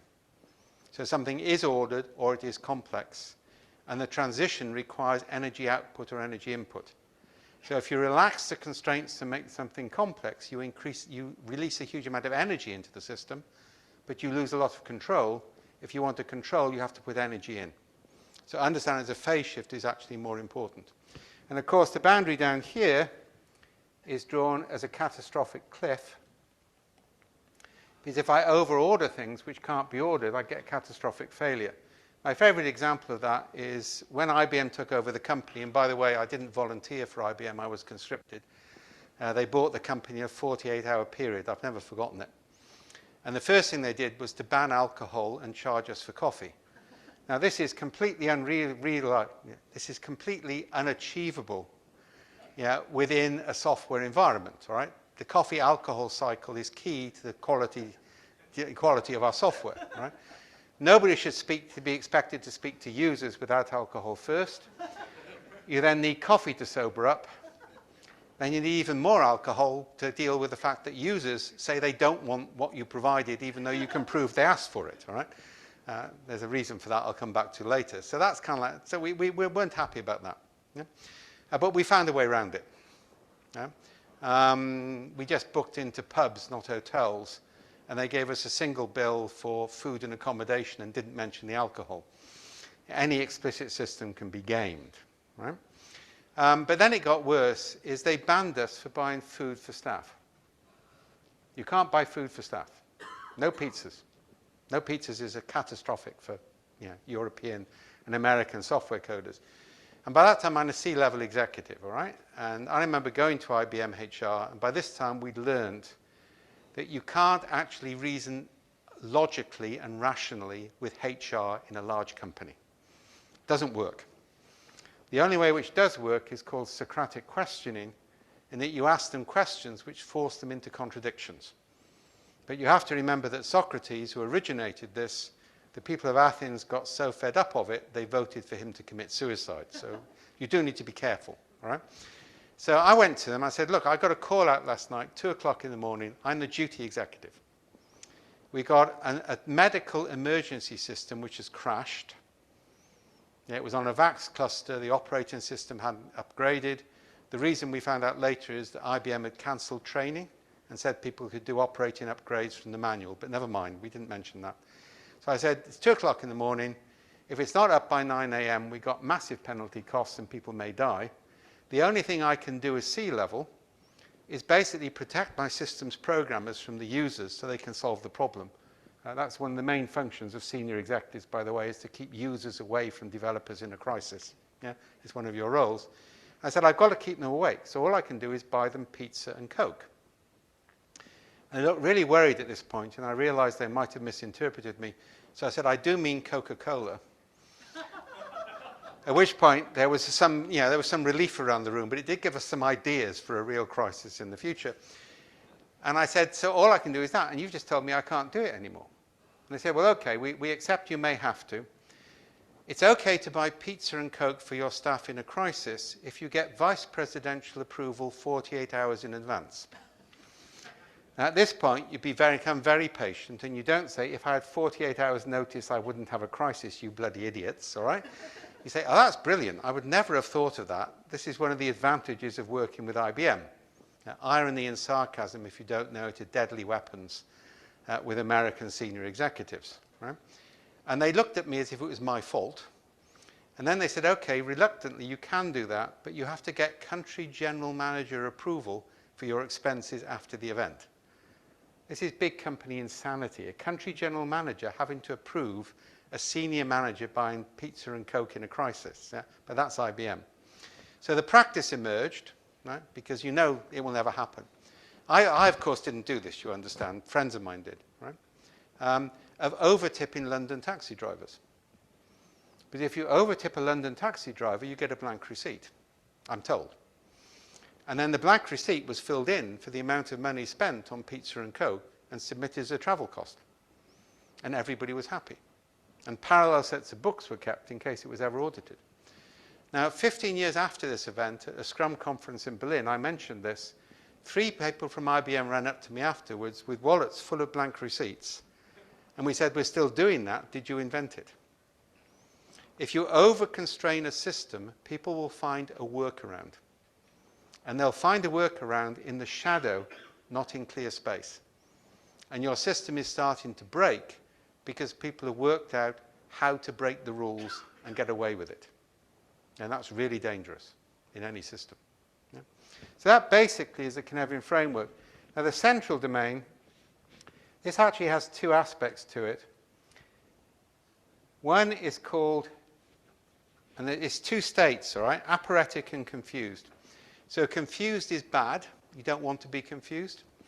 Aporetic is a Greek word, so Greek children will look at their teacher and say, you're being aporetic again, which means you're asking a question which can't be answered by definition. So paradoxes are an example of aporetic. So the famous one is the liar's paradox. I always lie. Well, that means I just lied, so I told the truth. That's an aporetic question. If you go onto Cynefin.io, you will see linguistic, physical, and aesthetic aporia. The central domain of Cynefin, which everybody forgets, which is the most critical, is to create a situation where people can't look at the situation the way they've always looked at it, and then decide what is ordered, what is complex, or what could be chaotic. Right? So aporetic is good, confused is bad, and that's the central domain.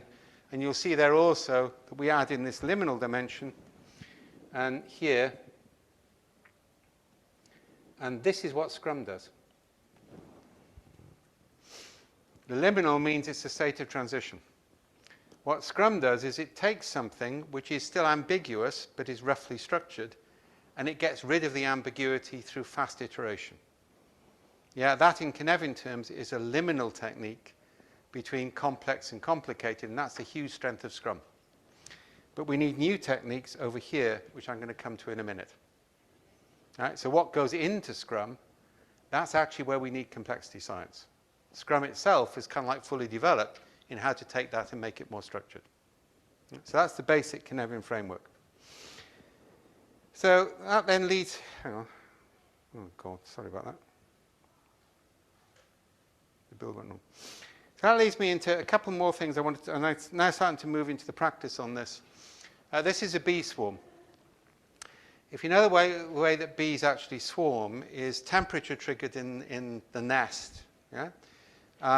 The worker bees hatch out a new queen, and a group of the worker bees go with that queen and hang on the branch of a tree. Then the individual bees go to find a new nest site, and they come back and they dance what's called the waggle dance on the swarm. It's a figure of 8 pattern, and the angle between the plane of the figure 8 and the sun tells the other bees where the location is, and the intensity of dance tells them actually how good a site it is. And there are some bees that seemingly at random disrupt the dance of other bees, which which in statistical terms is really important for search. It's introducing noise. Yeah? And after 2 to 3 days, the entire swarm goes to a new nesting site spontaneously.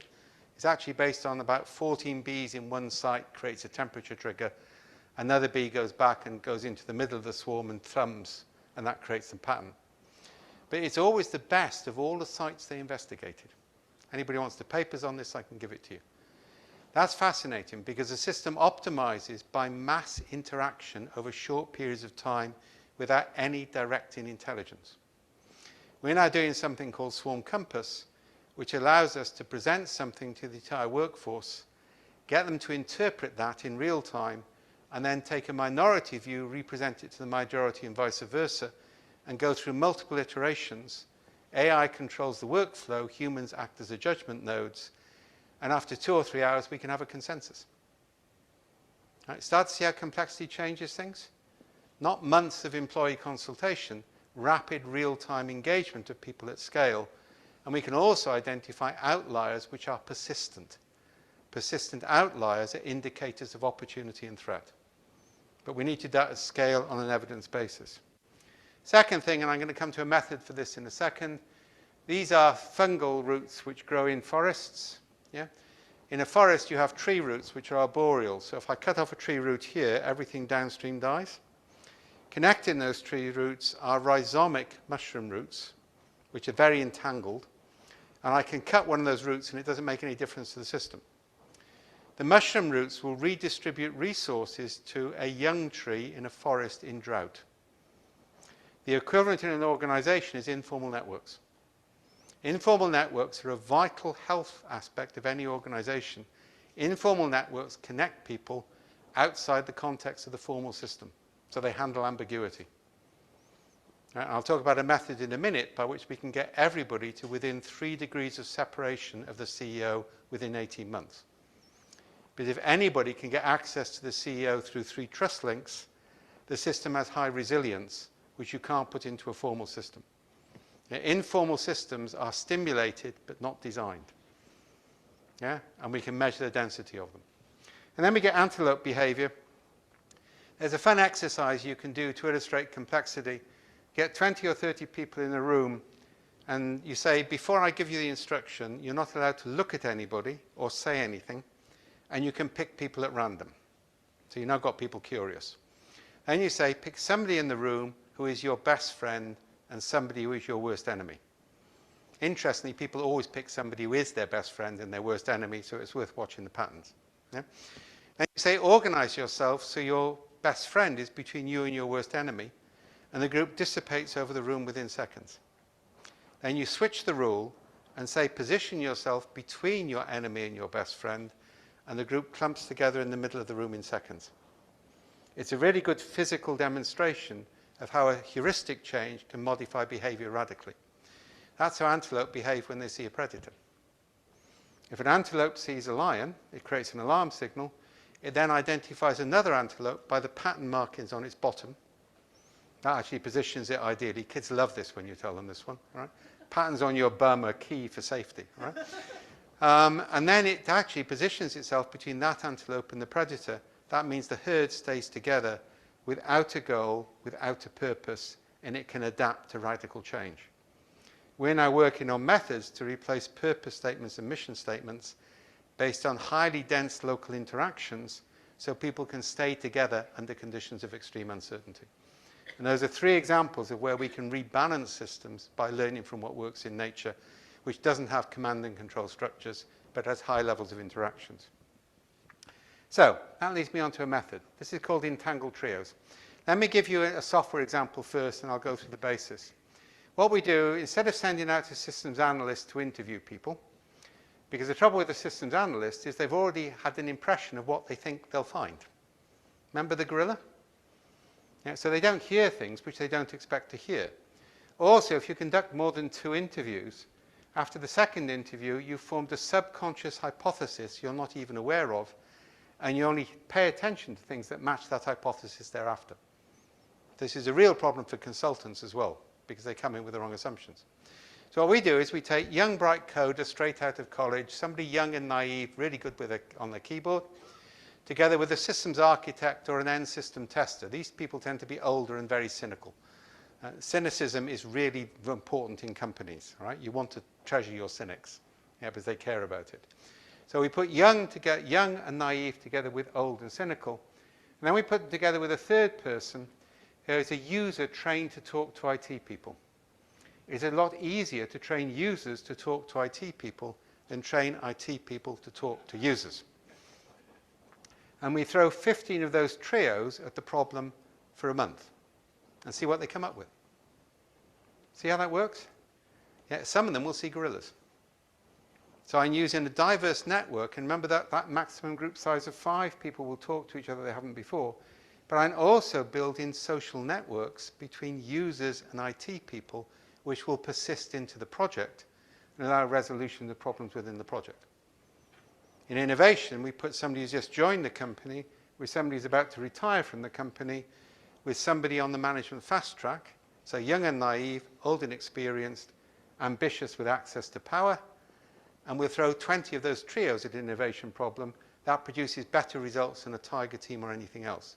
Granularity, obliquity, all those sort of principles. See how that works? Yeah. Now that's a really powerful technique. It's called entangled trios. It's documented. I'm not going to go into more detail on it, yeah, and there's a whole bunch of stuff here you see on the slides. But fundamentally, that as a technique is a pre-Scrum technique, because things which come out of that go into the backlog. And you may leave things in the backlog then which are ambiguous. Remember I talked about competing teams? We did a huge amount of work with time boxes. Time boxes are much neglected by Scrum. So the way a time box works is you basically say we need this minimum delivery and we'd like this maximum delivery. And this is the minimum resource we'd like to get away with. We don't expect to get away with less than that. This is the maximum resource we're prepared to give you. You as a team contract with us to deliver at least, yeah, the minimum delivery for the maximum resource on this date. Because the biggest thing in large projects is date, not quality. Because everything else depends on that. And what's interesting, that works on human motivation. A small team of 7 people committing to that will find ways to achieve it. And that's called a time box. We would replace, for example, sprints with that in some projects. We keep the rest of Scrum intact, but we put that in place. These are all techniques to understand complex systems by having smaller teams work at scale in parallel to discover what's viable and discover different routes. And the concept of a team of 3-5 people, which actually acts as a standard input-output device in a larger systems architecture, is a way of radically reducing risk and uncertainty. And, by the way, increasing credibility. Second technique. Remember I talked about understanding where we are? Well, this works very simply. Remember we talked about actants? So I have an actor, I have a constraint, I have a constructor. So what we start off with is getting people to brainstorm using that triangle. Very few things will fit in one corner. And there's a principle here. This is a really important practical principle. If you don't agree, don't argue about it. Break it down until you agree. What we want is an objective assessment of the situation. We don't want argument because that means power will win out. And breaking it down will often mean, well, in this context, it would be like this. In that context, it would be like that. So break it down till you agree. This, by the way, also comes from quantum mechanics. Yeah? So we then have a grid here, which goes between the energy cost of change and the time to change it.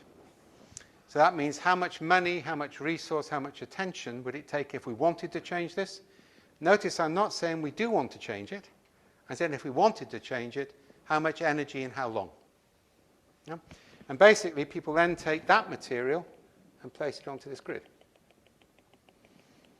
And again, if they can't agree where it sits, they break it down until they agree. This is a half-day process. This is 2 half days. It's a way of radically re-risking major projects. So still in the first half day, they then identify 3 boundary zones. This boundary here is called the counterfactual.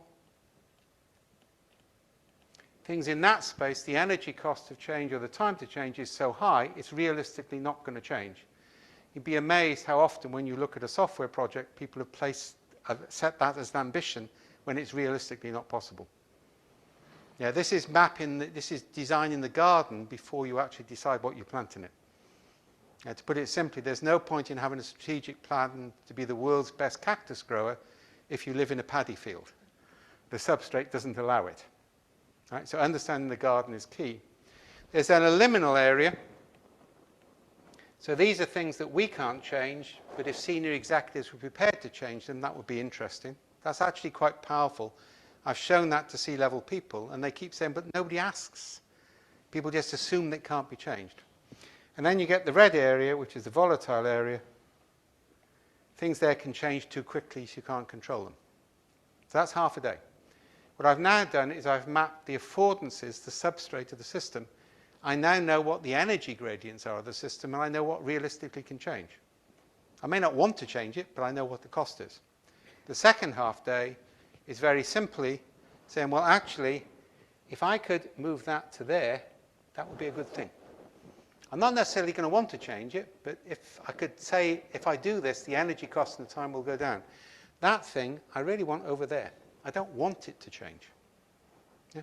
So what I do is I manipulate, my first process is to change the environment before I commit to a project.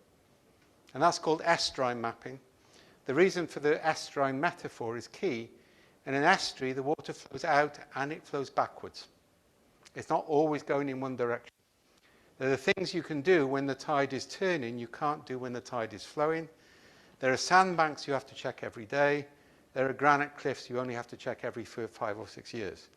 So the estuary is a really powerful metaphor for what's called the substrate, the environment we work in. It's constantly changing, it's fluid. If you're aware of it, you can make changes at a much lower energy cost. This, by the way, is easy to sell to executives. 2 half-day workshops and we can reduce the risk of a project. That makes a lot of sense to people. Yeah?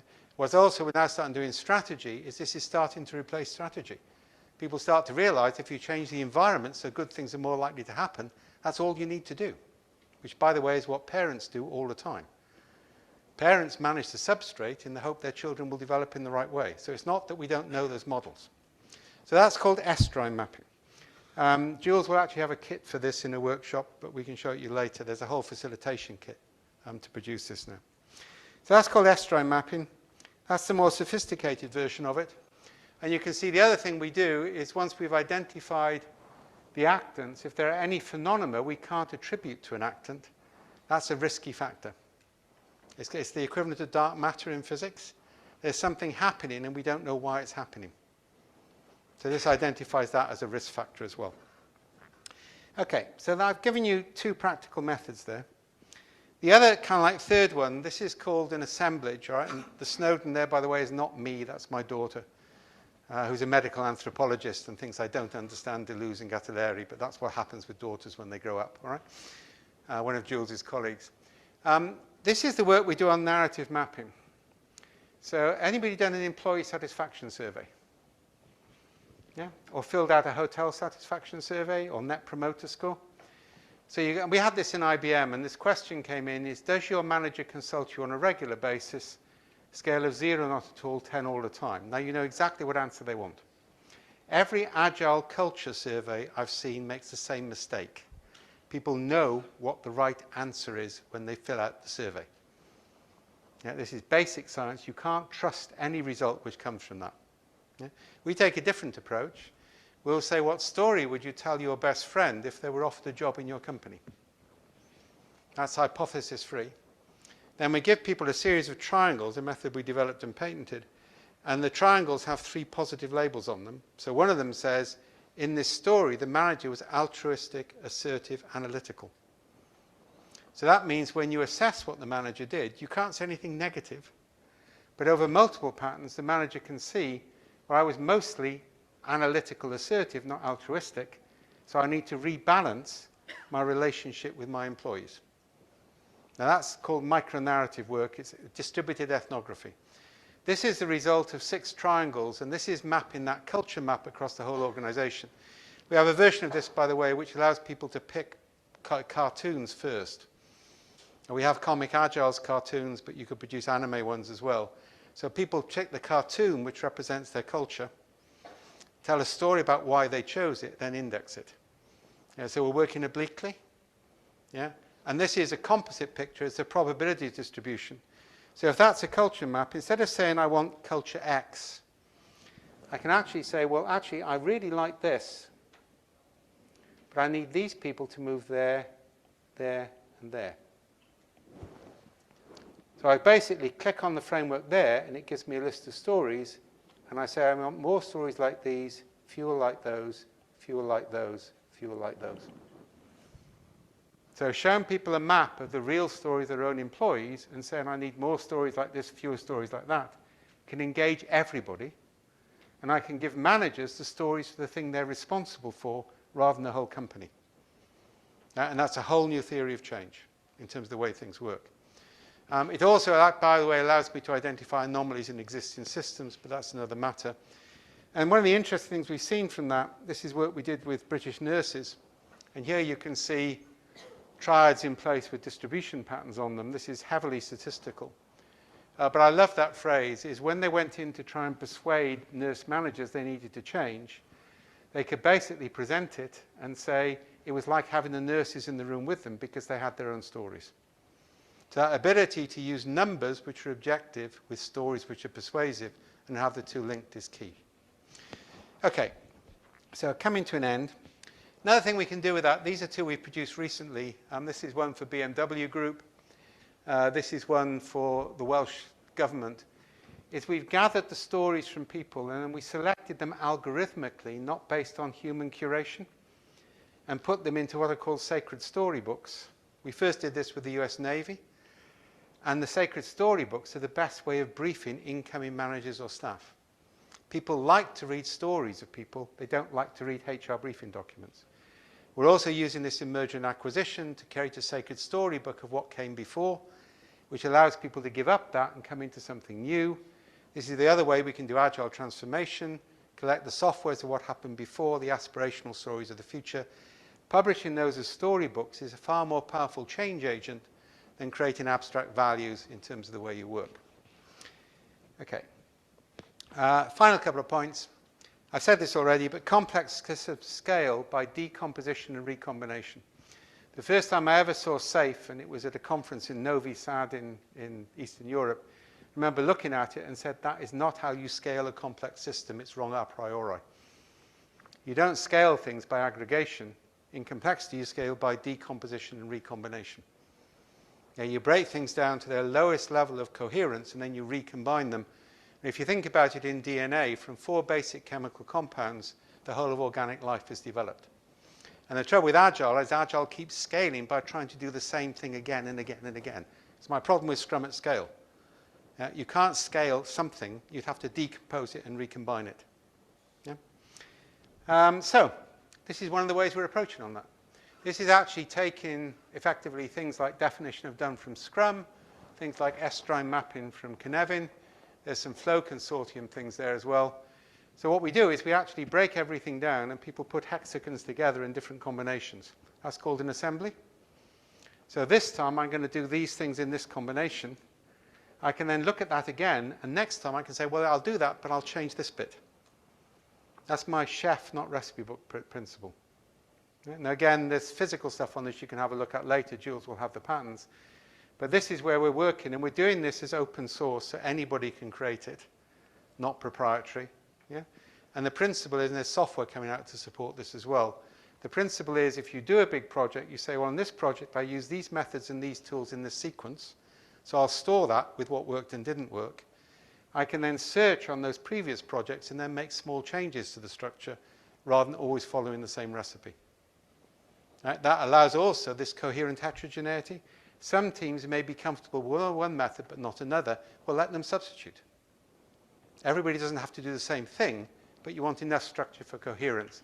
So that's something, as you see, we got Wardley maps in there as well, for those familiar with Simon's work. So that's kind of like a principle, and we are still trying to get beyond budget in to contribute material on this, so I'll try and make them guilty at this point, because they still haven't come in on this. Right? So summary then, 5 key actions. This is the European Union Guide on how to manage complexity, which I was the principal author on. You can download that for free. 5 principles. One is human sensor networks. Remember I talked about bee swarming? If all of your employees are continuously available to you, you can consult them in real time, not through formal consultation. And the bee swarming process is key because nobody can control the output. If anybody can control the output, you can't trust the results. Secondly, informal networks across the silos. Don't try and get rid of silos, they're critical. Silos are vital. Without silos, people have to have the wrong sorts of communication all the time. You do not want doctors to explain things to non-doctors in a community of practice. That's called a silo. But if there are informal networks across the silos, you'll know they'll connect very quickly when they need to. That's a more practical solution. Thirdly, and I haven't done this, is you need to map everything you know so that you can repurpose it very quickly in a crisis. That's a whole separate process. If you look up knowledge mapping on the wiki, you'll find it there. Next one, highly specialized crews in a crisis. Again, that's in the book, but not covered today. And the final one, this is what I talked about in estuarine mapping. You need to understand where you are. And this is a principle we're now calling way shaping to contrast with way finding or way making. So I do a lot of walking. I've been walking for, 55 years now, since I was very young. I can see a pattern in the landscape 5 miles ahead, which means when I get there, I'll know where the paths are likely to be. Yeah, so way shaping is taking something which is proto and making it real. Not trying to decide where you should be, but saying this is a pathway which I can make clearer. So think about software. One of the roles of software is to help people find their ways in complexity. And we don't do that by overstructure, or over-ordered approaches. And the final point on this, and I've achieved my time with 4 minutes to spare, so I wish to be complimented on that. And remember I talked about dogs at the start? I'm going to offend some people on this. Dogs are for people who like order. Cats are for people who understand complexity. Yeah, there's a reason why herding cats is a phrase, because you can't. Yeah, and this is from Rudyard Kipling's Just So stories, some of the greatest stories written in English. And this is a story of the cat who walked by himself and all places were unlike unto him. So he's prepared to be domesticated for the sake of access to warmth and comfort of food, but he wasn't prepared to give up his freedom, whereas the dog did. Yeah, in software, we need to become more cat-like and less dog-like. Thank you very much for your time.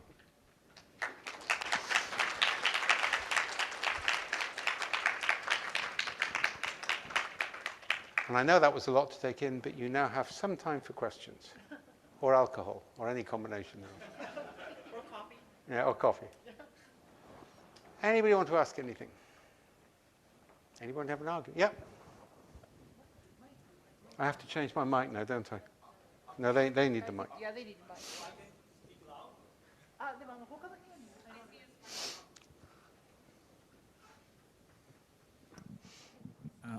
Welcome to Japan. I like your blank taxi receipt.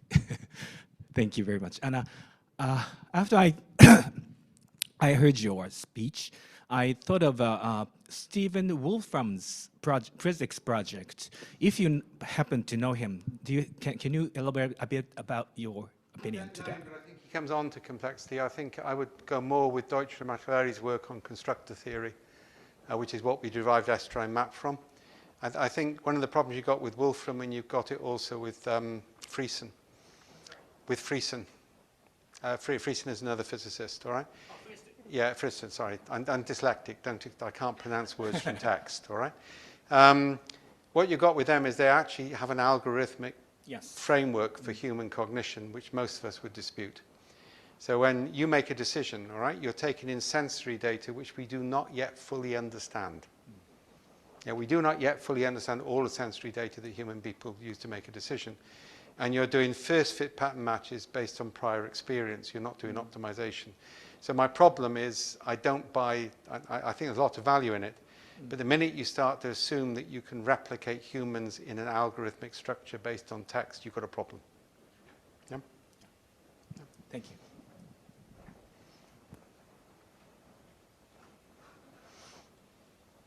Any more? 他はいらっしゃいませんか? Any other questions?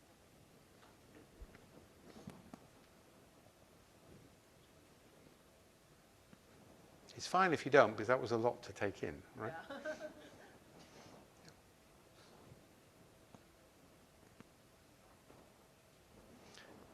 I'm cool with that. So I say I'm around all day. Jules is running the session this afternoon. We'll be around tomorrow. Feel free to come and ask a question. Kinevin.io has got all of the methods laid out, and that's a community. Yeah, and if you really want the new thinking, then go to the blog. That's where I write things for the first time. Yeah, and you can generally find stuff on that. So either way, just as a final message on this, I would really like Agile to actually happen. I don't think it ever did. Yeah, I think because everything got codified too quickly and too structured too quickly, and we lost the principles. And that's the kind of concept of rewilding. We need to get some balance back in informal networks as well as formal systems, micro-narratives as well as formal structures. We need to understand things as they're real in reality, not as we would like them to be. Yeah, and that's the principle. Okay. There's actually one question from Yeah. online. Thank you very much for the great speech. I understood that your theme is that we should be better forming our own substrate based on action-based approach, like safe-to-fail experiments, rather than just following others' frameworks, because Agile is in the complex domain. Is that understanding correct? No, Agile, if it's properly understood, is in all domains. Agile is in all domains. It's in all domains, right? The issue is that Agile has actually really become ordered, even though it said it was complex, because it's created frameworks and too much structure. And I say that the biggest impact on Agile was Scrum and still is, and that was because Scrum's key capability is to take something which is borderline complicated and make it complicated. And that's valuable because that gives us predictability in code creation.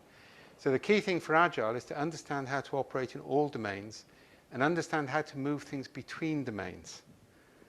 Yeah, because sometimes you may want to take something which is, if you've got a piece of code which produced predictable results and now it's stopped being predictable, you want to shift it back into complex and rethink it.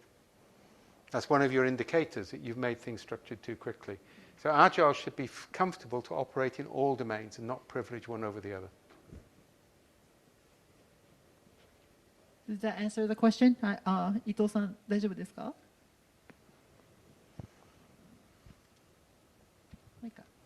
Thank you. Any other questions?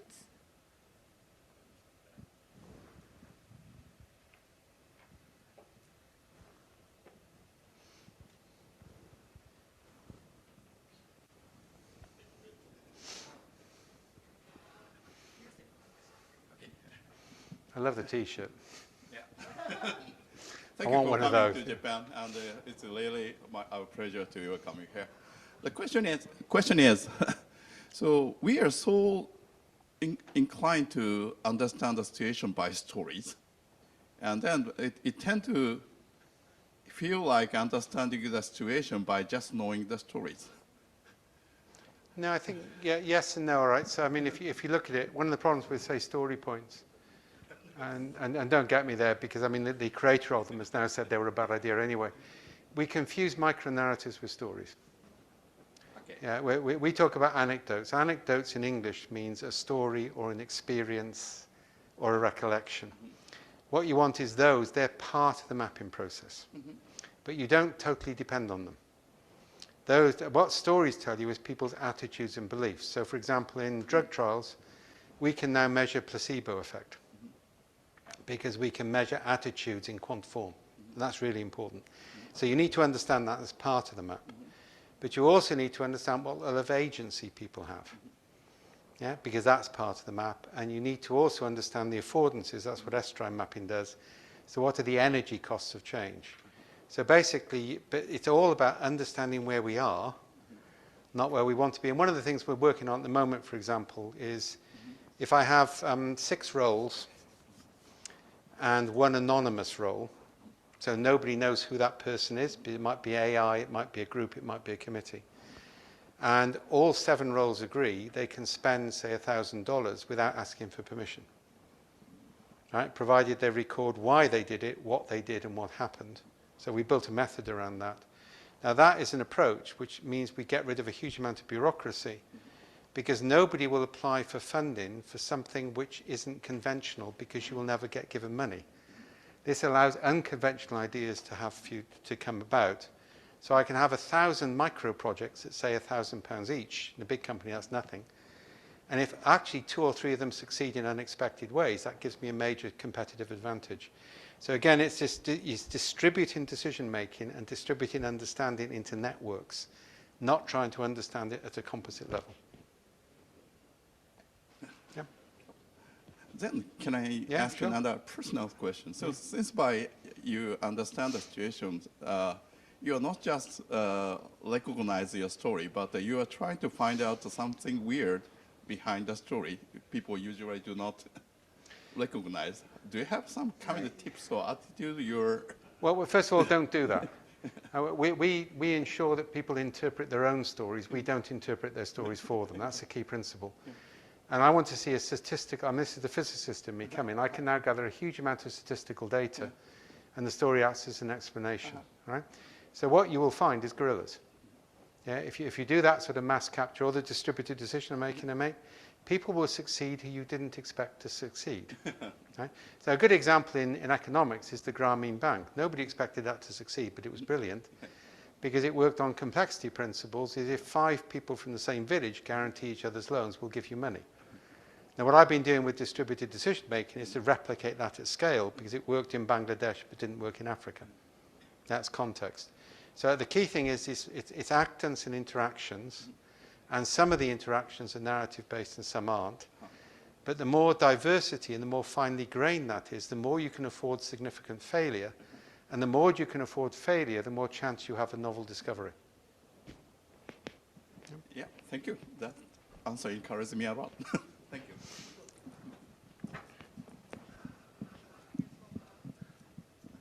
Do we have, this is the end? Okay, so thank you so much. Okay, so that was the end of the questions. So thank you very much, Dave. And yeah, thank you for a great talk.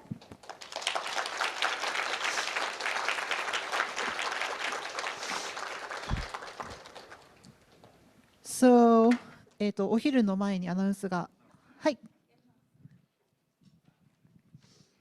ありがとうございます。So, all right, everyone. 日本語で今プロジェクターとかぶってる。OK。Thank you for a wonderful talk. あ、はい、こんにちは。こんにちは。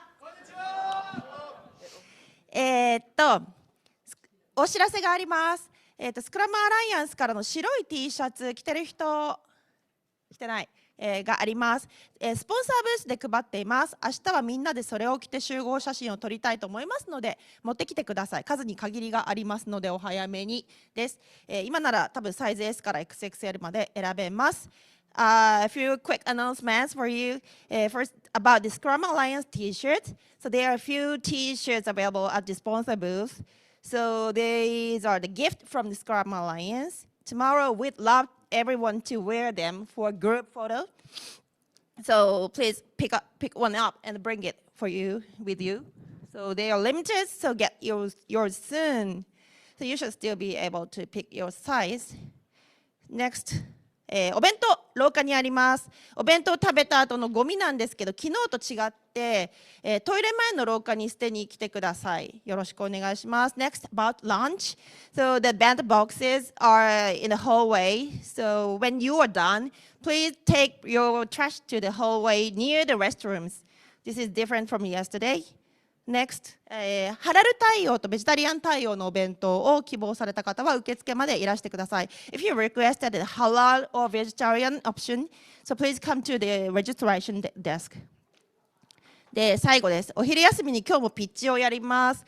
コミュニティの宣伝でも何でもいいんですけど、話したいことがある人は12時にここに来てください。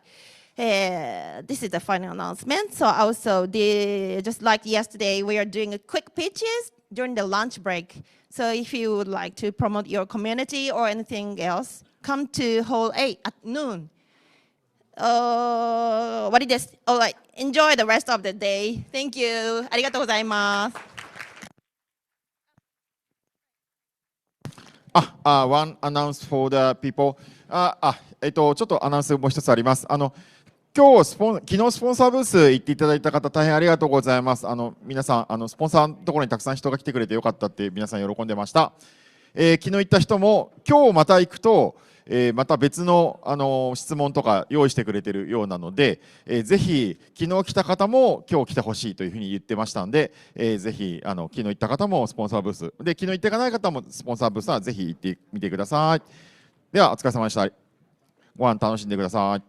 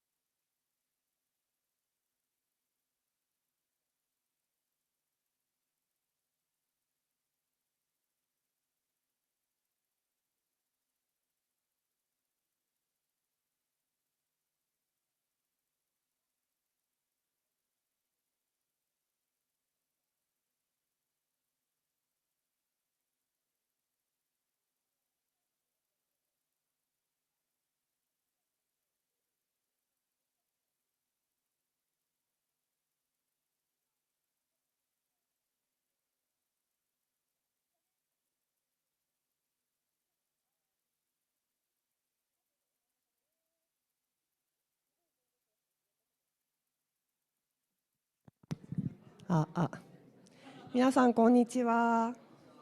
ありがとうございます。はい、この後ランチタイムピッチを始めたいと思います。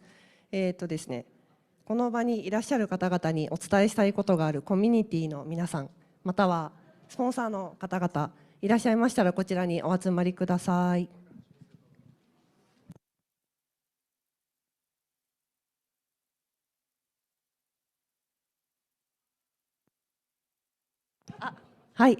はい、じゃあ早速、じゃあ永瀬さんから。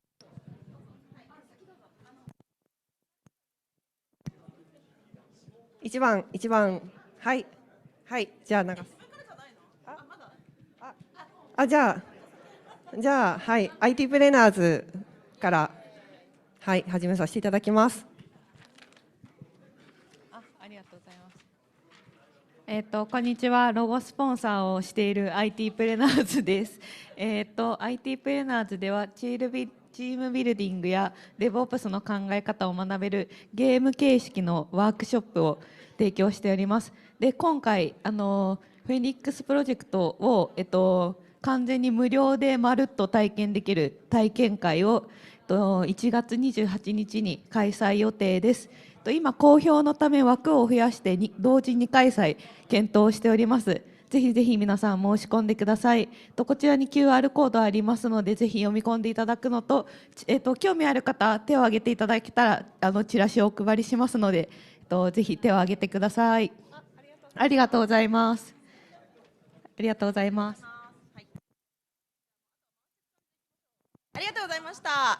すいません、暗いところで話してもらっちゃってすいません。ありがとうございます。臨機応変にご対応いただきましてありがとうございます。ということで私がIT プレナーズさんにですね話したいっていうのでぶん投げたら司会をやってくれるというありがとうございます。素敵なスポンサーさんです。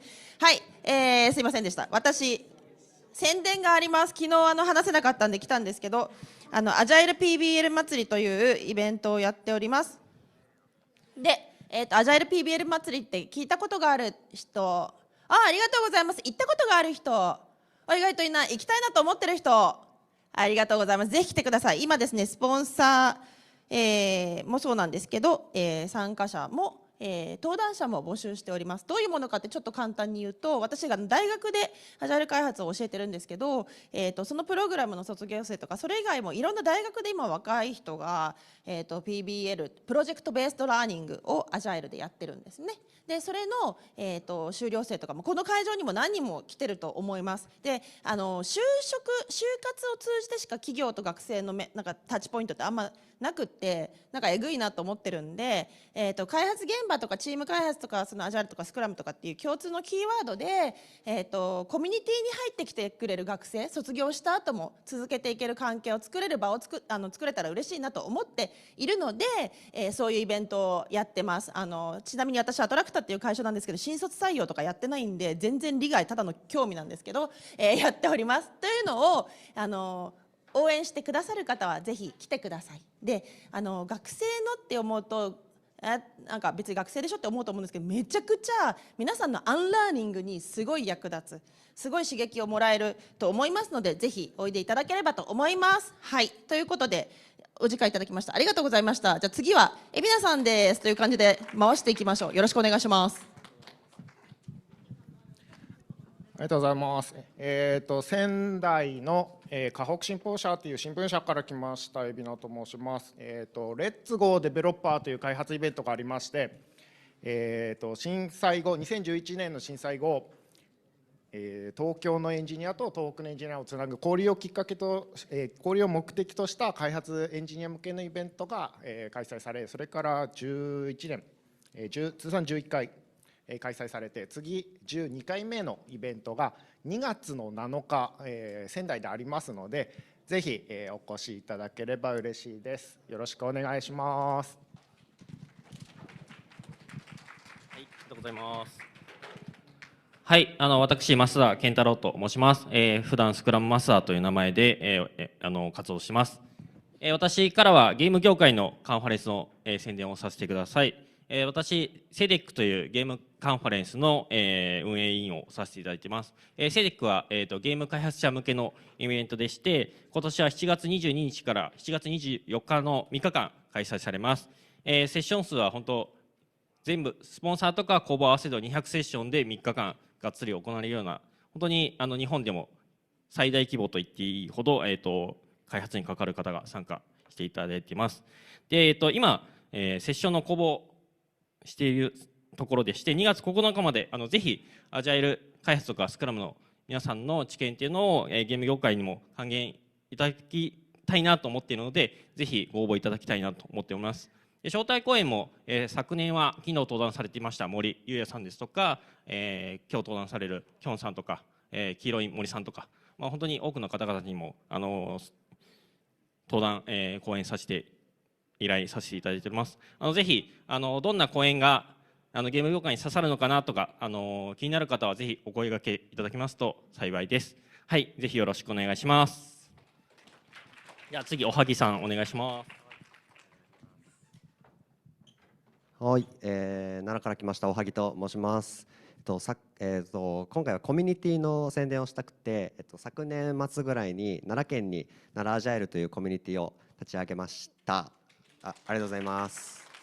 はい、今年は月に1回ぐらいイベントを何かしらやっていきたいなと思ってますので、関西のお住まいの方だったり、特に奈良県にお住まいの方だったり、お知り合いの方いらっしゃる方はぜひご紹介いただければなと思います。よろしくお願いします。はい。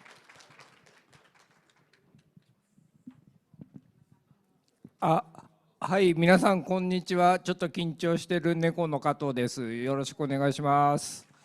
ですね、今日名古屋からやってきました。で、3月の28日で実はスクフェス名古屋っていうのをやりますので、で、ちょっと皆さんあまりにも知られてないかなと思ってまして、今もうオープンプロポーザルもチケットの販売もスポンサーの募集も全部やってるっていう状態ですので、ちょっと今日は何とぞそんなのもあるんだっていうことを知っていただけたらとっても嬉しいです。あとでちょっとディスコードにURL 貼りますので、なぜかそちらの方は、スクフェスのスクラム名古屋ではなくてスクラムの大ありっていう、古名に古い国の名前になっておりますので、スクラム終わり ORG でになってますので、どうかよろしくお願いします。はい、スクフェス福岡から宣伝です。スクラムフェス福岡が、終わりのちょっと前ですね。3月の3月の6日と7日。金曜土曜と福岡でありますので、ぜひぜひよろしくお願いします。来週、月曜日にチケット販売しようかなと思っておりますので、要チェックでお願いします。で、スポンサーと、プロポーザルも、募集中でございます。ぜひもし参加するよっていう方でチケットどうしようってなった時にプロポーザル通ったらチケットも用意しますので、ぜひぜひよろしくお願いします。で、今年のキーノート、昨日ちょっと言えてなかったのでキーノートも決まっていて、柴山さんっていう、福岡女子商業高校の校長先生をお呼びしております。で、この柴山さんっていう方が、日本で一番若い校長先生で、校長の挨拶のところに失敗大歓迎みたいな、なんかいろいろ挑戦してやっていこうぜみたいなので、学生にこう新しい制服のデザインコンテストをやってみたりとか、なんかいろいろ面白い取り組みをやってる結構面白い校長先生が、今回基調講演として話してもらおうと考えておりますので、ぜひぜひそういう話を聞きたいという方でも、オンラインでも参加できますのでよろしくお願いします。以上、スクフェス福岡でした。じゃあ続きましてスクフェス新潟にバトンタッチで。スクフェス新潟の松崎祐樹です。今回これには初参加です。お願いします。昨日もここで発表させていただいたんですけど、自分昨日何も大事な情報を伝えてなかったんで、今日はちゃんと情報ありでお伝えしたいと思います。まず日付なんですけれども、5月の8日でございます。ゴールデンウィークのあたりですね。で、キーノートスピーカーの方は今回、テスト駆動開発の著者である和田さんという方をご招待したりだったりとか、あと坂田さんという方を今回お呼びして自分たちのキーノートスピーカーとして発表していただこうと考えております。ぜひ美味しいご飯とか美味しいお酒が、美味しいお酒を用意しているのは地域柄なんですけど、美味しいご飯も地域柄で用意しているんで、ぜひ皆さん頭と心両方満たしにぜひいらしてください。お待ちしております。次はお願いします。はい、こんにちは。何者だって感じだと思うんですけど、関西のPHP のコミュニティから来ました秋と申します。滝川明則で秋です。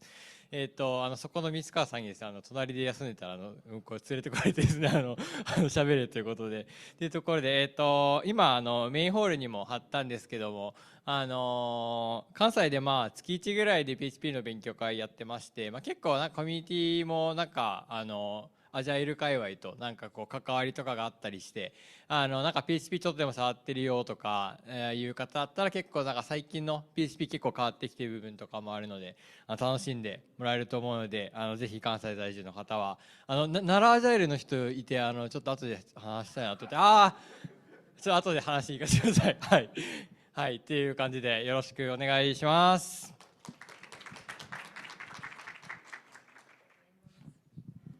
再び失礼します。ロゴスポンサーの IT プレナーズです。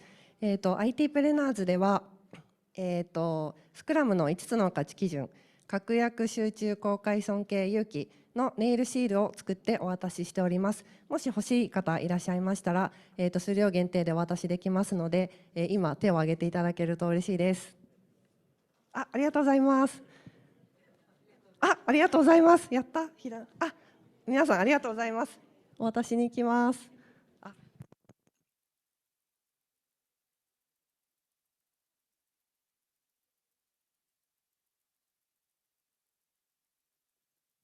りがとうございます。他にも欲しい方、周りでいらっしゃったらぜひお声掛けください。では、かなみーさんお願いします。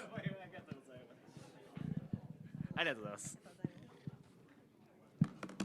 はい、皆さんこんにちは。プロフェッショナルプロダクトオーナーの読書会に参加してます。いつも金曜日の朝8時から9時かなの間で、朝会みたいな感じでみんなでやってる感じになっています。でもともとこれやっぱプロダクトオーナーの、本っていうのがなかなかないので読もうっていうことになってたんですけど、結構スクラムのところも書いてあって、今日キーノットであったクデビのフレームワークのところについても入っています。なかなかちょっとスクラムでシビアなことも書いてあるので、ちょっとやっぱり読んでみたいっていう方がいたらぜひお声掛けいただければ幸いです。コンパスで、毎週金曜日、8時から9時のところで、なんだっけな、ハッコンフライデーっていうので、やってますのでよろしくお願いします。ありがとうございます。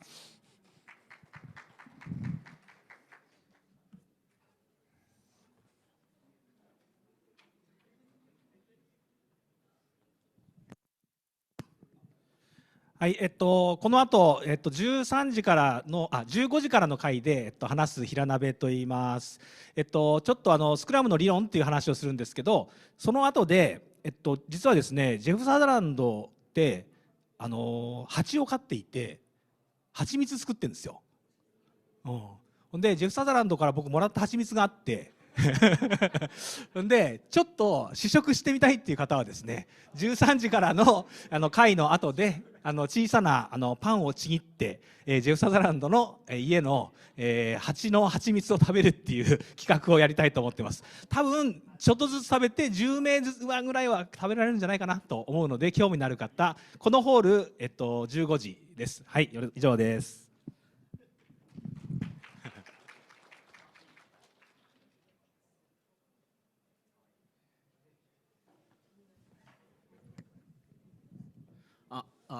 こんにちは。盛岡から来ましたシノピーって言います。昨日もちょっと話すのを忘れてたんですけど、スクフェス盛岡初開催来月2月の20、21でやるので、まだチケットが販売されてないという感じなんですけど、これから全力で販売していくんで、ぜひ来れる方はよろしくお願いしますっていうところと、あとちょっと昨日忘れてたのがどういうような構成でやるのかっていうところで、キーノート2本と OST でやる感じなので、ちょっと緩くやりたいなとは思っているんで、ぜひ参加してくださいというところですね。でキーノートがですね、我らが川口さんですねが、キーノートの1人目、2人目は四国の武田さんという方ですねが、結構レジェンド級の2人をお呼びしているので、その場で聞いていろいろ話せる場も用意しているんで、ぜひお越しくださいというところで、はい、よろしくお願いします。以上です。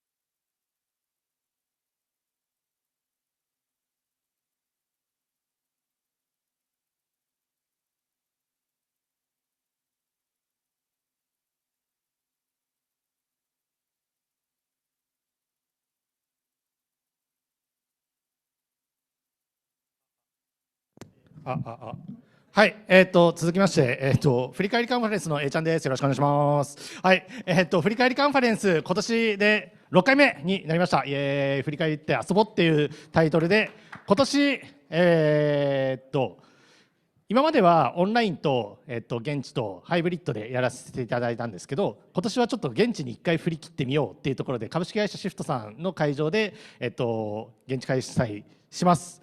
で現地開催で振り返りっていうこともありまして、いろんな振り返りとかいろんな振り返りをみんなで持ってきて遊んだりとか、その場で実際に作ってみたりとか、そういった感じでいろんな振り返りに触れたいねっていうところなので、ワークショップ形式の、プロポーザルを大募集中でございます。開催日程が4月の11日でございますので、ぜひぜひ遊びに来れるよっていう方は来ていただければなと思いますし、基調講演はすごい皆さんが知ってるあの人が来るので、お願いしますというところです。でチケット、いやリンク開いたらチケット売り切れとるやんけって思うんですけど、これ12月分のチケットでして、1月と2月にも追加分のチケットを販売する予定でございますので、ぜひぜひチケット販売の際は、振り返りカンファレンス、ハッシュタグ振り返りカンファレンスで、告知しておりますので、ぜひそちらをご確認いただければと思います。よろしくお願いします。はい、ありがとうございます。えいちゃんありがとうございます。はい、2回目スクラムマスターです。はい、私大阪でスクラム同関西というコミュニティも運営しております。今月の1月22日の木曜日ですね、新大阪で、オープンジャムっていう皆さんの同じように、OST だったりとか皆さんの、スクラム実践者の方々のお悩み相談会みたいなのをやってます。はい、コンパスのページまだ、今日さっき会場確定したところなので、明日ぐらいにはコンパスのイベントページ開くと思いますので、ぜひ関西にお住まいの方で大阪とか京都とかぜひ新大阪に集まりやすいという方はぜひ一緒に、22日またイベントを楽しめればなと思います。はい、よろしくお願いします。じゃあはいお願いします。はい、2回目です。はい、スクラムフェス神奈川です。よろしくお願いします。スクラムフェス神奈川はですね、3月14日から15日に、ホテルの宿泊型のイベントとして例年やらさせていただいていて、今年も、3月14から15に、開催させていただいています。で、キーノートスピーカーが、プロダクトを作る専門家の葉山さんですね、ここに写真にある方ですねが、分かり合う願いをつなごうっていうところでかなり PO 向けの話とかもしてくださるかなというふうなキーノートを話していただきながら、ホテルで泊まって今の、懇親会とかそういうところでがっつりみんなが話しているようなことを一日中やり続けるっていうふうなイベントになっています。ホテル型なので、別でホテルとかも取る必要がないので、ぜひもうみんなでがっつり深い泥臭い話をしたいっていう方は、ぜひ応募いただければなというふうに思ってます。チラシ受付の方にありますので手に取っていただければ幸いです。以上よろしくお願いします。カメラどこ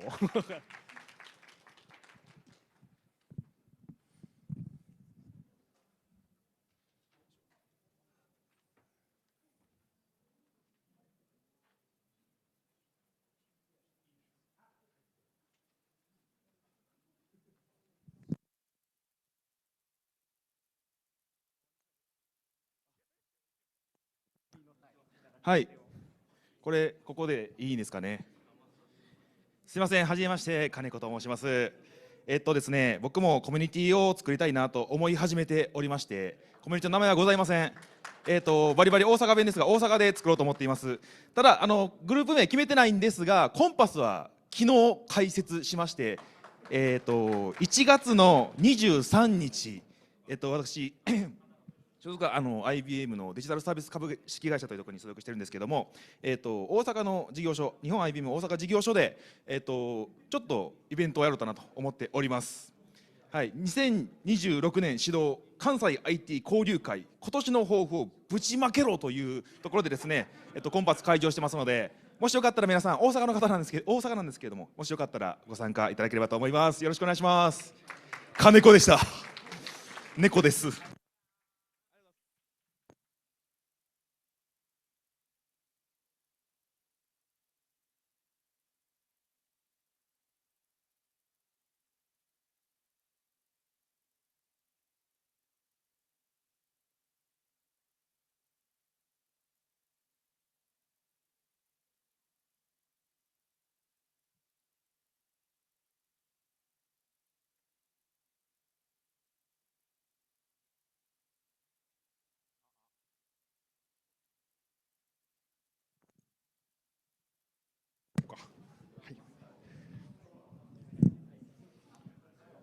よいしょ。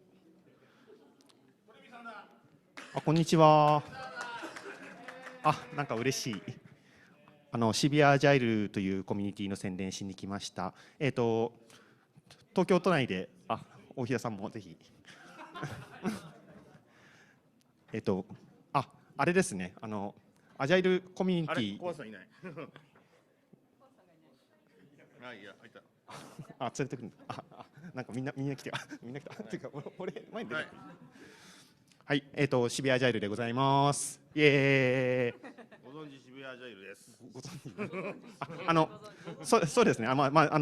渋谷アジャイルって渋谷ってついてるんですけども、東京都内でどこかでやってるっていうことで、なぜ渋谷なのかっていうと、スタートアップにフォーカスしたアジャイルコミュニティが欲しいなと思って1年半前ぐらいに立ち上げたコミュニティでございます。で、規模としては30人ぐらいでOST をベースとして、やらせていただいております。で、頻度毎月やっておりまして、毎月第2水曜日に、各地でやってまして、今月がちょうど来週水曜日に、秋葉原の方でやらせていただくというような形となっております。とうとう秋葉原に。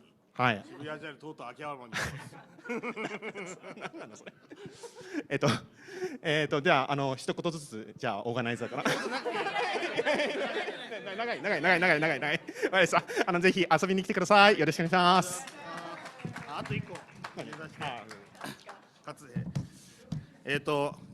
スタートアップつながりで、QA エンジニアアットアスタートアップっていうものを運営している大平です。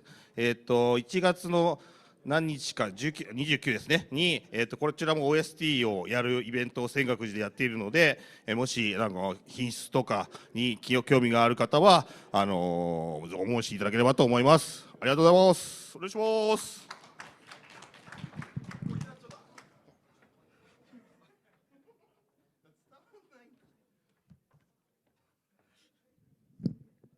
すみません、今パッチョっぽいキャラで、パッチョ今日いない、パッチョ昨日いたんですよ、パッチョ今日いないんで、代わりに大平っちょをちょっと置いておりますので、大平っちょ、はい、ありがとうございます。可愛がってあげてください。一緒に写真撮ってあげてください、大平っちょと。お尻もプリッとしてますんで、ぜひ。はい、すみません、マイクパフォーマンスしていいですかね。はい、川口と申します。さまざまなスクラムフェスを全国でご展開いただいて大変、ありがたいなと思いながら、なんとちょっとご縁がありまして3月の28日にスクラムフェス名古屋というのを、新たに立ち上げることになりました。場所も結構いい部屋を取っちゃったんで、よろしくお願いします。はい、で皆さんに大変お助けいただきたいというふうに思っております。スポンサーを募集しております。それからプロポーザルもこれからもう開けたのか、これから募集ぐらいだったと思います。ウェブサイトやっと作りました。という感じで、1日だけのイベントでやるんですけど、名古屋駅近くの、コンベンションセンターみたいなやつ、笹島なんとかっていうところにあるやつを、借りてしまい、一番大きい部屋を借りてしまいましたので、ちょっとお助けしていただきたいというふうに思っております。参加ももちろん、ただ問題が一つありまして、なんかその週 F1 がある週なんですよ。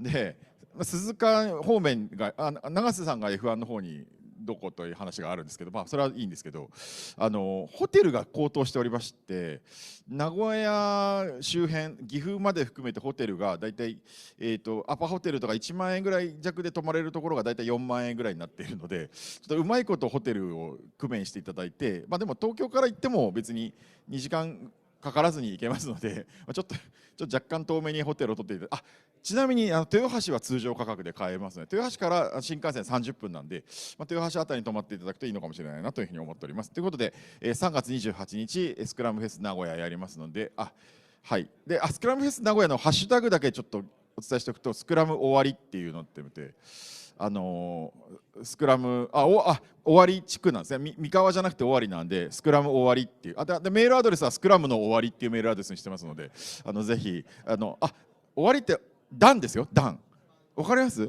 スクラムは終わらせるフレームワークなんで、終わらせていくダンなんで、スクラムの終わりっていうメールリストがありますので、ぜひ遊びに来てください。以上です。マイクパフォーマンスはなんか高見さん終わりの人として名古屋の宣伝一言お願いします。名古屋の宣伝、終わりの人なら間違いないんですけど、僕生まれも育ちも名古屋じゃないっていうちょっと事実があってあれなんですけど、あれですね、名古屋駅再開発中止ということで、今の名古屋駅がまだ見れる、それはまあ別に名鉄、そうまあでも JR はまあそうですね、はい、でもセントラルタワーズは非常に僕は思い出深い。結局何宣伝しなんだっけ、笹島なんだっけ、レシックだっけね、もう今ないんですよね。知らない？名鉄百貨店2号店みたいなやつ昔あったんですよ。透明なエレベーターに電球がいっぱいついてるみたいな、ちょっとバチバチしてるやつだったんですけど、もういいですね。はい、皆さんぜひ名古屋に来てください。美味しいものいっぱいあります。観光はちょっと怪しいんで大変恐縮なんですけど、美味しいもの食べに来ていただければと思います。はい、はい、ありがとうございました。スクラムフェス名古屋でございました。次のマイクパフォーマンスはなんか誰かありますか？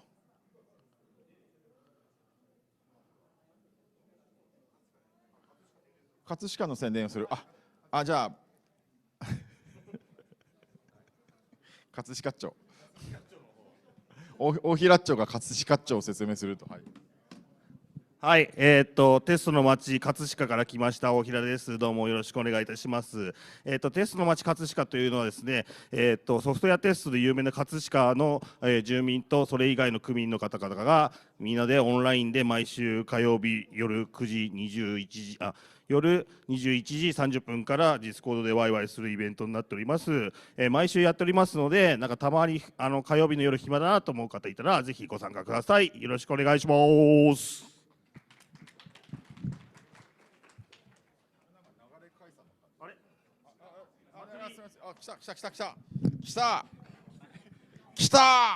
来た。秋山さん、今日はどこから走ってきたの？今日は天空橋からなんで全然大した。天空橋から走ってきた。でも昨日は？昨日は自宅から走ってきました。自宅どこなんですか？自宅どの辺なんですか？自宅は世田谷のあたり。世田谷から走ってきた。走ってきたっていうのは車じゃないですからね。普通にフットでランしてきた。はい、この前振りから何も考えてない。はじめまして、秋山と言います。よろしくお願いします。なんかよくわかんない。コミュニティの宣伝でちょっと自分スクラム祭りっていうコミュニティというかカンファレンスをやってて、で今年も10月かなにやろうかなって思ってるので、ちょっとまだ先なんですけど、ぜひぜひ皆さん参加よろしくお願いします。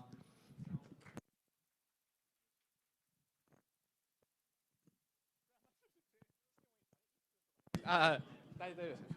後ろついてない。大丈夫です。じゃあちょっと時間大丈夫らしいんでスクラム祭りの説明をすると結構地域みたいなところにフォーカスしたいなっていうのをちょっとまず1個思ってることがあって結構今日このコミュニティ紹介でもスクフェスなんちゃら福岡とか新潟とかいろいろあったと思うんですけどやっぱその地域のコミュニティっていうのなんですかね結束とかつながりってすごい大事だなってその少人数の場での濃いつながりみたいな大事だなって自分が思ってるところがあってそれでそういう少人数のコミュニティとかを応援したいそこ濃いつながりを応援したいっていうのでスクラム祭りっていうのは全国のところでトラックいろんな地域福岡とか新潟も入ってるんですけど今回去年かは20トラック以上の地域のトラックを立ててそこでその場でサテライトとかやってもらって少ない人数でその場の人たちが盛り上がってでそれが全部全国でこうつながるみたいなそんなことをやってましたっていうのが簡単な紹介になります。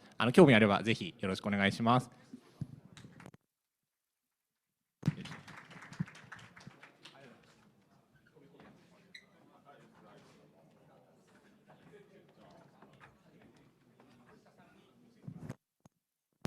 じゃあマイクパフォーマンス的にはこれで終わりで大丈夫ですかね。他なければこれで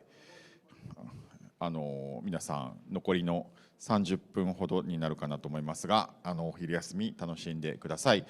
スポンサーブース結構混み合ってましたけど多分ぼちぼちこの辺から空いてくるかもしれないのでチェックしてみていただければというふうに思います。お弁当柄は永瀬さんからアナウンスがあった通り入り口の通路のところに持って行っていただけると処理が大変助かりますのでよろしくお願いいたします。はい。どうぞどうぞ。マイクパフォーマンスもう一個追加どうぞどうぞこっち来ちゃってください。どうぞ。はい、バルスと申します。よろしくお願いします。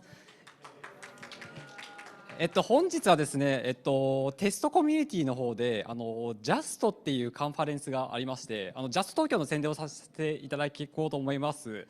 3月20日にジャスト東京があります。今年はビッグサイト東京ビッグサイトですねコミケとかやるところでやらせていただきます。で基調講演が、フルスタックテスティングっていうオライリーの本を書かれているモハンさんが、登壇されるのでぜひお越しください。ということでテストに目を向けたい方はぜひぜひお声かけください。開催ご検討ください。以上です。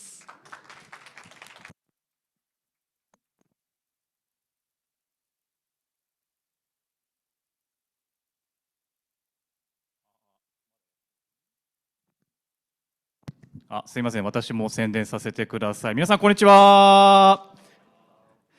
私が宣伝したいのはK5 アジャイル交流会というのを私もうかれこれ2年以上月1でオンラインでやってます。でもともとはこの K5 って頭文字に K がついてる会社5社が集まって始めたんですけどコニカミノルタと、関電システムズさんと、キンドリルさんと、KDDI さんと、KDDI アジャイル開発センターさんの5社でわっと集まってアジャイルの話を、実践者でしようよっていうので始めてもうかれこれ2年ぐらい月1でやっております。もうずっと大体 OST でやってるんですけど、ゆるく集まってお昼休みにやってるんですけどゆるく集まれる人で集まってというのをやっております。でどなたでもどこの会社に所属されている方でも仮に所属されてなくてフリーランスの方でも、ウェルカムです。社名を来ても名乗らないということも全然大丈夫な会にしておりますので、なんかちょっと引き続きの RSGT でですね社外の方と話してなんか結構いろんな刺激を受けられたなと思った方でもこの1月この会が終わった後にまた現実に引き戻されるわけじゃないですか現実に引き戻された時にやだよね現実に引き戻された時にでもやっぱここで仲間ができた人たちとまた話せるっていうのが私大事だと思ってるんですよ。でK5 アジャイル交流会はその一つではあると思ってます。他にもいっぱいあるんですよ。他のコミュニティもぜひ参加してほしい。でもその中でも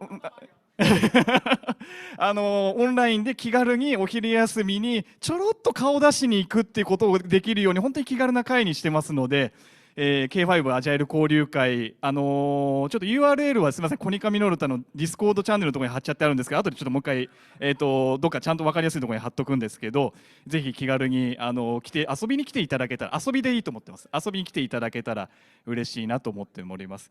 あとちょっともう一つだけ、あとは私去年、焼肉同好会というよくわかんないコミュニティを立ち上げて、すみません、名前と実態が一致してない良くない例だと思ってるんですけど、これ中はですね、去年から心理学についての、勉強会をしていきたいなと思ってます。で、今年からはそこのコンパスで立ち上げてるんですけど、ところの中で心理学に関わるメンタライジングとか、共同思考法、といったところを、ちょっと勉強会でやっていきたいなと思ってますので、このあたりご興味がある方はぜひ、こちらも遊びに来ていただけたら嬉しいなと思っております。そこら辺の詳細な情報は私の昨日の発表の資料、スライドチャンネルに貼ってありますので、よければ見ていただけたら嬉しいです。ぜひよろしくお願いします。引き続き RSGT 楽しんでいきましょう。イエーイ。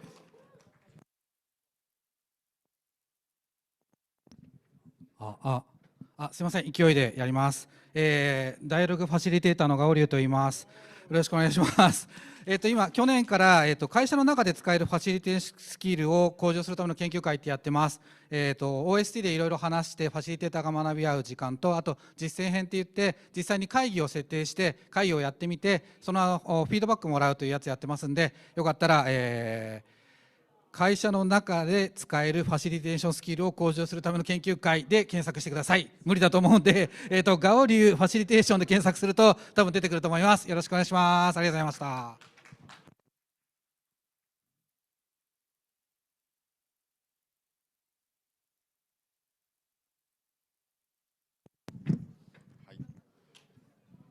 あれこれもう喋ればいい？林です。林です。イエーイ。宣伝に来ました。来月2月の3、4。2月の3、4に、234？あれ ?234？ 2か3か4。2月の2か3か4かのうち2日間で、梅アジャイルとアジャイルリーダーシップサミットというイベントを共同開催します。イエーイ。なんとアジャイルリーダーシップサミット2019年に1回やりまして大変大好評いただいたのですが、ちょっとコロナの影響で2020年やらず、そこからずるずるといってしまったんですが、2026年感動の大復活という感じで、ぜひ来てほしいと思っておりますと。でどういうイベントかというと、結構そのアジャイルを世の中っていうか自分の会社とかで実践する上で、結構いろんな苦労があると。でそういう方々が、RSGT 等の場とかにも集まってくれてると思うんですけど、そのアジャイルリーダーたちが俺たち頑張ってるよねとか、どうやってうまくやったらいいんだろうねみたいな話を、セッションで発表したりとか、OST で慰め合ったりとかするイベントです。でキーノート、肝心のキーノートは、関正俊さんで、なんと川口さんが信頼貯金という単語を聞いてアジャイルの実践を始めた。そう川口さんの師匠みたいな人、合ってた川口さんの師匠みたいな人が、信頼貯金とかの話をしてくれる。大きな企業とか、小さな企業とかいろんな企業の中でアジャイルリーダーとしてどうやって実践していくかっていう話を、多分素晴らしい話が聞けると思うので、皆さんぜひ参加してもらったりとか、プロポーザル出してもらったりとか、スポンサーしてもらったりとかをお願いします。よろしくお願いします。イエーイ。関さんについては最近去就が大変注目されておりまして、12月で、なんと20年以上、XP をずっとやられてた会社をご退職されて、その先が多分リバプールなのかアーセナルなのか、はたかマンチェスターシティかもしれませんけど、どこに移籍するのかっていうのが去就が注目されて、もう発表されてるのかもしれないですけど、冬のこのね、移籍マーケットでどこに動くかが注目されている選手の一つなんで、ぜひもしかしたらアジャイルリーダーシップサミットで公開されるかもしれない。いや、さすがにもうそれはね、公開語っぽいじゃないかなと思います。わかりません、まだわかりません。はい。はい。で、ウィメンアジャイルの方少しだけ、昨日もなんか発表していただいたと思うんですけど、ウィメンインアジャイルというコミュニティも一緒にやります。で、ウィメンアジャイルっていうのはなんかなんで始めたかっていうと、グローバルにやってる取り組みなんですけど、この IT 業界だけ取ってみると女性の比率って 10% ぐらいなんですよね。特に SIR って人数が多いところでいうとやっぱり 10% ぐらいと、10% から全然増えていかなくってでマネージャーになる人はもっと少ないっていう、現状がありますと。でそれに対してなんていうのかな、やりやすづらさとかが、もちろんマイノリティなんで女性の方はあると思うんですけど、方の方があると思うんですけど、それは人数が少ないというだけで起こる問題があると思うんですけど、一方でじゃあすごいエビデンス、女性が昇進しづらいエビデンスがあるかっていうと、これがねあんまり見つかってないんですよね。で実際ある団体さんプロジェクトマネジメントのところでアンケートを取ってもなんかやっぱり明らかに、女性が差別されていたりとかってエビデンスが全然出てこないという話で、多分本当に差別されてないんだと思うんですけど、でもなんかやってると人数が少ないだけでちょっと相談相手が少ないとか、なんかちょっとざわっとした話を聞いた時に私しかいないんでこれは私が悪いのかなとか思っちゃうとか、そういうことが積み重なってその状況が変わってないのかなと思うので、10% を9% にしない 11% にするとか、あと今いる方がもっと健やかに円滑に働けるようになるっていうことが我々いいと思うんで、これをいきなり 50% にしましたってそれはあんまり狙っても狙えないところなんで、今いる人がもうちょっと健やかにやれるように、話し合いをしたい。話し合いってノウハウをみんなで、まずは知識だと思うので、いろんな会社でどんな施策がありますとか、私はこんな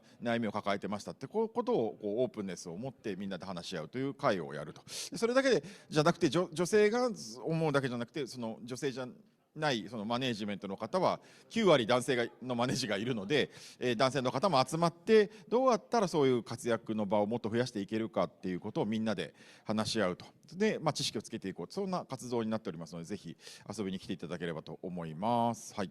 で、クロージングキーノートが岩切さんなんで、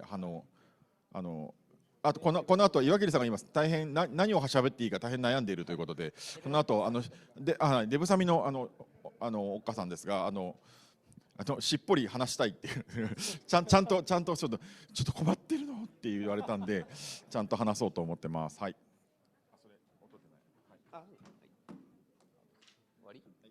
終わりです。はい。いい話をありがとうございました。そんなに喋っていいんやと思って。はい。じゃあ次の宣伝です。はい。大阪から来ました三川です。今日は大阪の宣伝をします。スクラムフェス大阪が去年からなんと現地開催に舵を切ってまして、今年も2026年も現地フェスとしてスクラムフェス大阪開催しますのでよろしくお願いします。で日程決まっていて、まだ何も宣伝とかしてないと思うんですけど、日程がただいま発表。はい、ただいま発表します。2026年の7月31日8月1日この2日間でスクラムフェス大阪開催しようと思いますので、結構見てください。去年実績だとチケットそんな一瞬で完売しなくって普通に買えると思うので、ちょっとカレンダー入れといてもらって発売日に普通にポチポチってやったらチケット買えると思います。なのでぜひ来てください。よろしくお願いします。はい、お願いします。以上。はい、ありがとうございます。よろしくお願いします。じゃあ次は。こんにちは、町田から来ました伊藤です。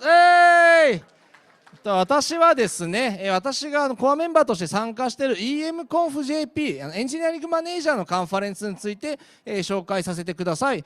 このカンファレンスはですね、増幅と触媒をテーマに、2025年去年からですね、開催させていただいております。で今回ですね、ちょうど、2026年3月4日に、TOC 有明にてまた再びエンジニアリングマネージメントカンファレンスジャパン2026を開催予定となっております。拍手。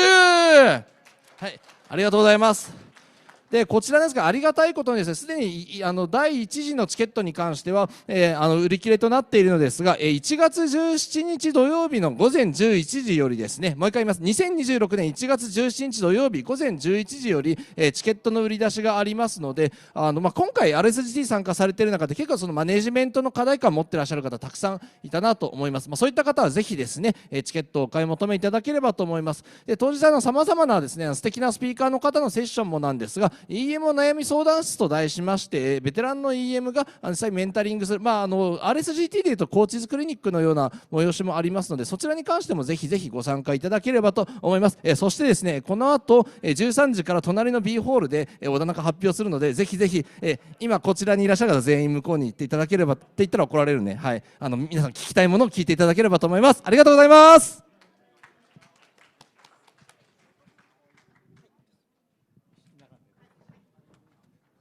はい、皆さんこんにちは。